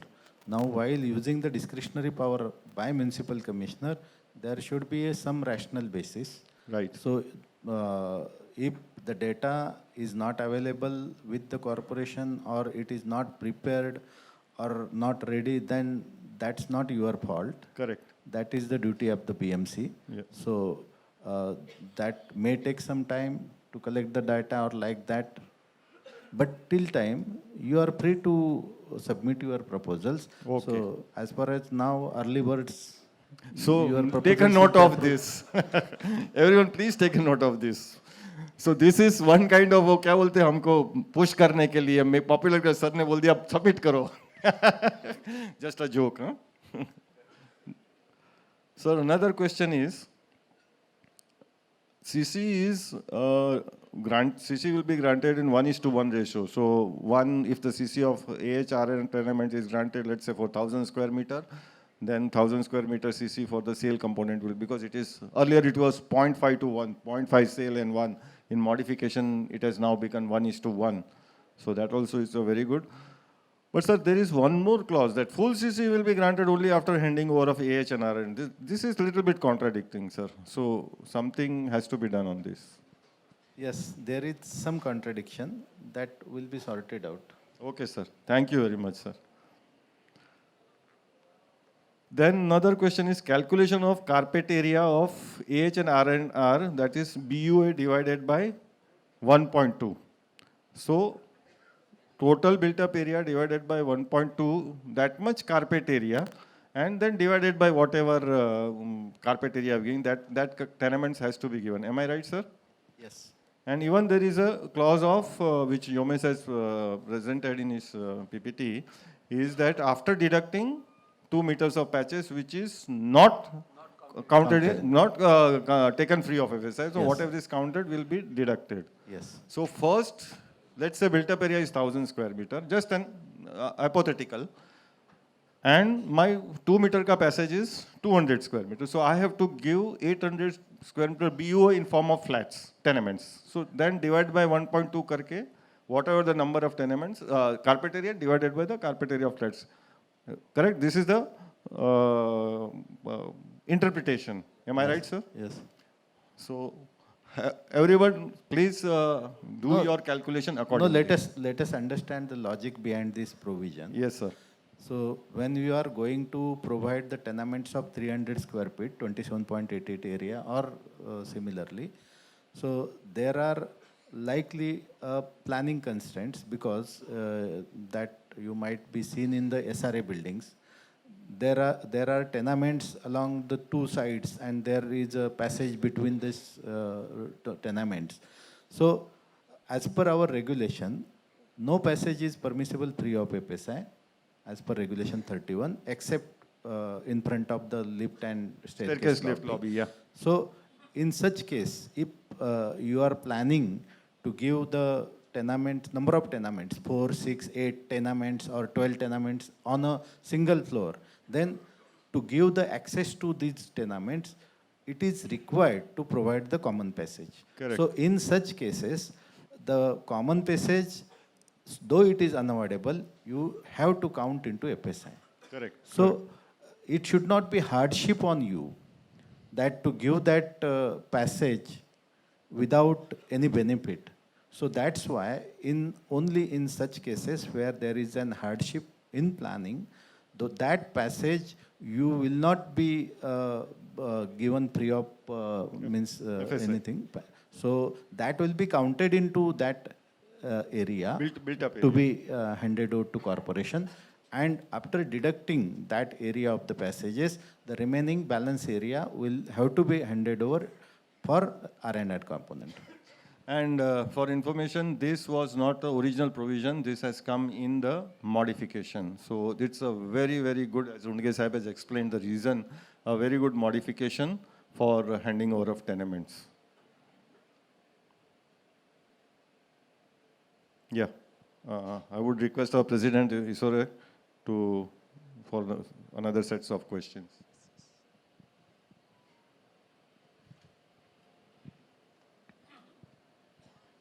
Thank you, Manoj bhai.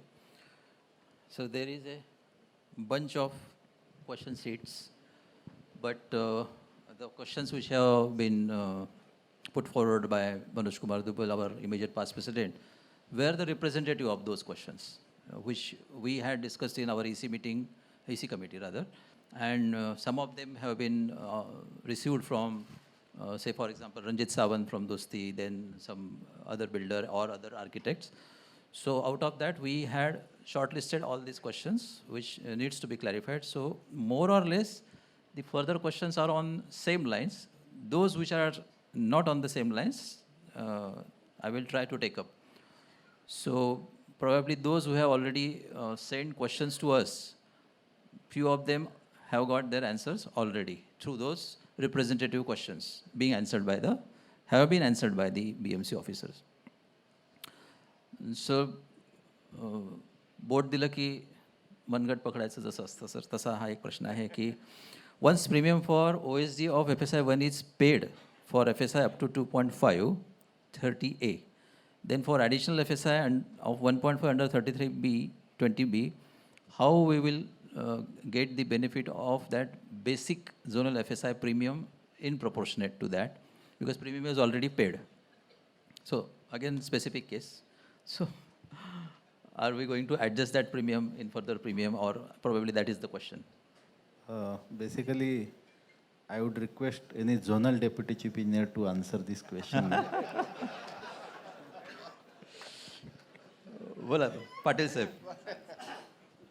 If premium is already paid, that amount can be adjusted, but with current rate, present rates. Okay sir ये थोड़ा पकड़ लेना.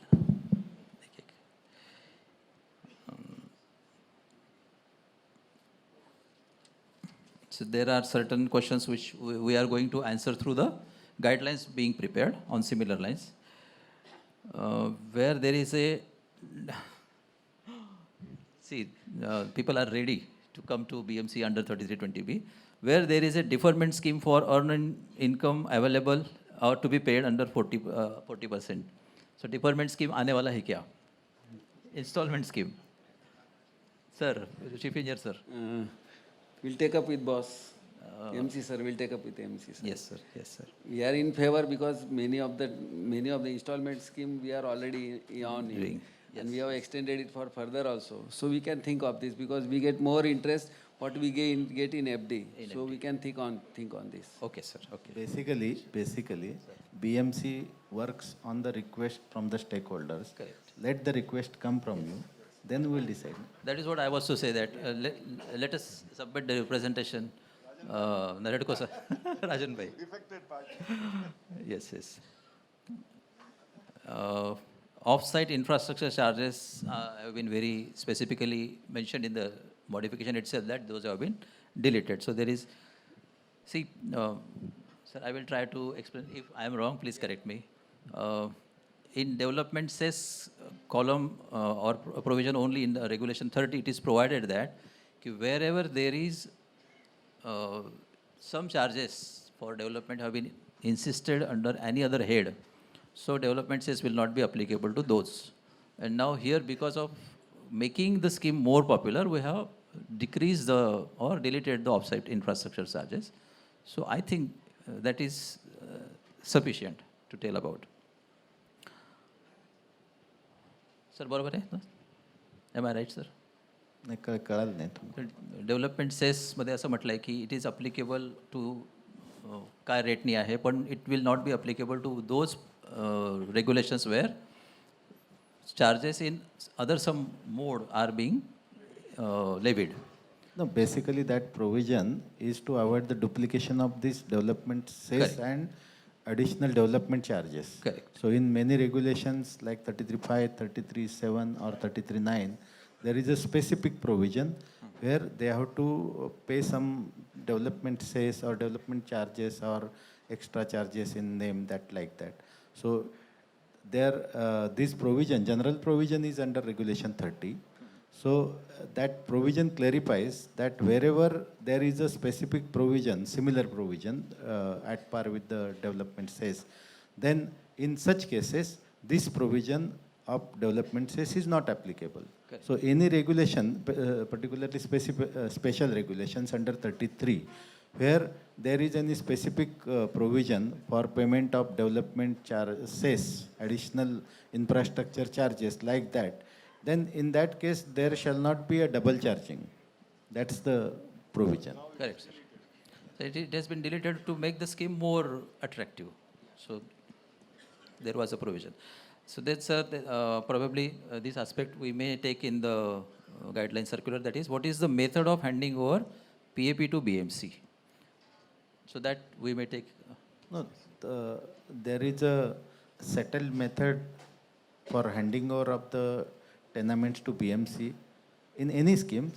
So this is not any particular specific scheme where we have to adopt some special procedure like that. So there is a procedure to handing over PH tenements or HDA tenements since long. So that is the same procedure. Same like. Yes. So can we replace 0.5 FSI and TDR by 3320B FSI? Yes. That is there in the regulation. Yes, it's. Yes. Carpet area of the tenement is MOFA carpet area or RERA carpet area? So coming to the fine tuning of the regulation. No, everywhere where except mentioned specifically, carpet area is a RERA carpet area. Definition is there, na, in the carpet area, in the regulation itself. Then, which will please the BMC officers, the question is, an existing project under, किधर है Sameer, I'm sorry, जो नहीं आप बोल रहे हैं बात कर रहे हैं इसलिए नहीं, मैं जो पढ़ रहा हूँ उसके लिए sorry. An existing project under construction approved under regulation 3311, can it be transferred to 3320B or not? Theoretically, yes. Yes, sir. Gives NOC. Office और छोटा हो गया नहीं sorry separate planning from 3320B if you utilize the TDR additional FSI of DCPR and balance FSI of 33B by providing AH and PTC, whether the concession in premium will be applicable for the entire sale area or on additional area under AH policy. I think that is part of regulation. Sir. Again, infrastructure charges, the same question. Okay.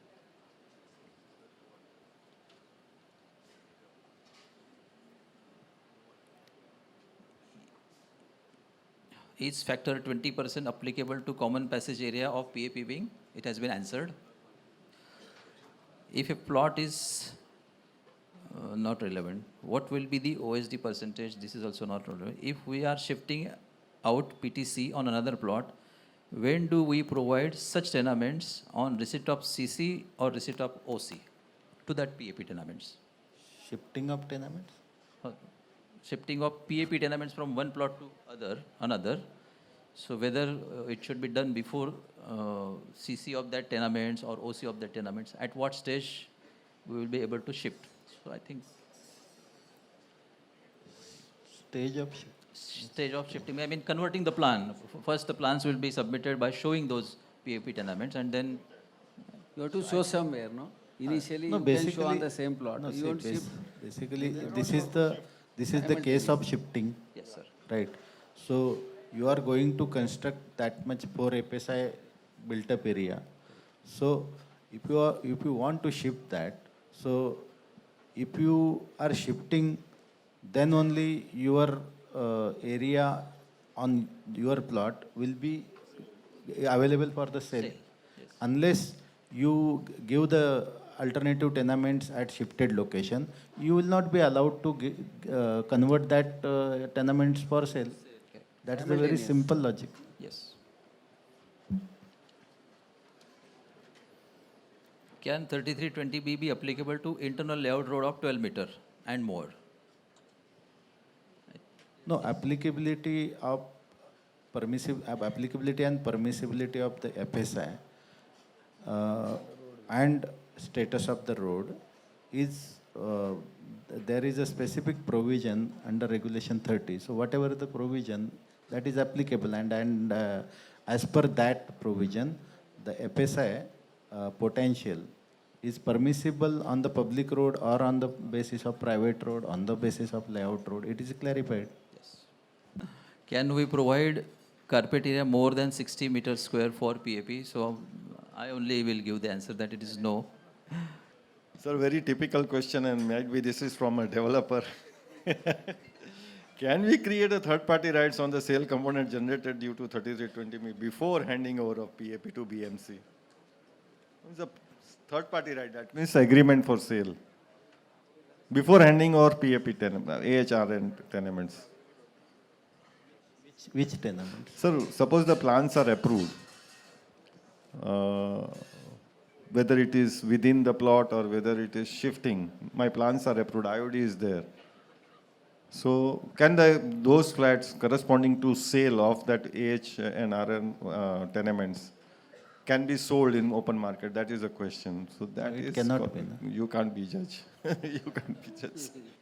In this regard, you can refer the regulation and read it carefully.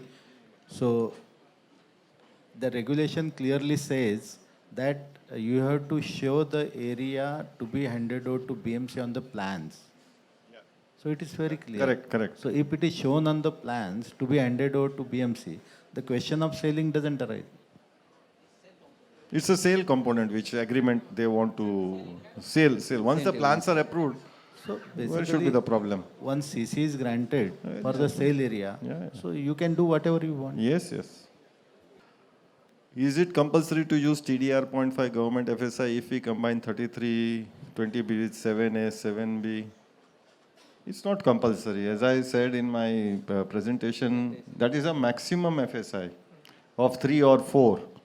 If you want to consume, you can consume. Even 2.5 or 2 as per regulation 30 is not mandatory. FSI consumption is not at all mandatory. It's up to you whether you want to consume or not to consume. It is the same question when there is a height of restriction in case of 30 plus 3320B, can proportionate part of 3320 be reduced? Once again, it is not mandatory. Whatever, it is up to you. Can you throw some light on the ownership of land under RNR building after the handover is given to BMC? Will it be conveyed to BMC? The land is not conveyed. It is the tenement which we have to hand over. It's not the land to be conveyed. If it is a separate plot. If it is a separate plot, yes. Like RNR reservation, it's like that. But sir, यहाँ पे question तो आएगा नहीं separate plot का, plot के साथ में. Only it is a BUA to be handed over. Plot is not to be handed over. I think all questions are over. Yeah, once, yes. Yeah. I will request President to say a few words. Thank you for all those who have taken efforts to write down on the sheet their queries. And special thanks to all BMC officers, especially Rathod Sahib and Unge Sahib, to have answered those in the true spirit of the regulation. So we will make our efforts to draft the guidelines at our level, and then we will submit as early as possible to BMC to take a decision, alteration or some kind of changes in that, and so that the guidelines are there in the domain of all the stakeholders to submit the proposals under 3320B to BMC in all the wards as early as possible. Thank you. Yeah, thank you. Tarun Bhai has some question which we will take up in PIATA meeting. Before ending, I'd like to thank our sponsors, Integrated Real Estate Advisors, Sailesh Junjunwala of SJ Developer, Home Developers, Modi Spaces Real Estate Private Limited. Thank you for your support. Thank you all the BMC officers. Thank you all the PIATA members.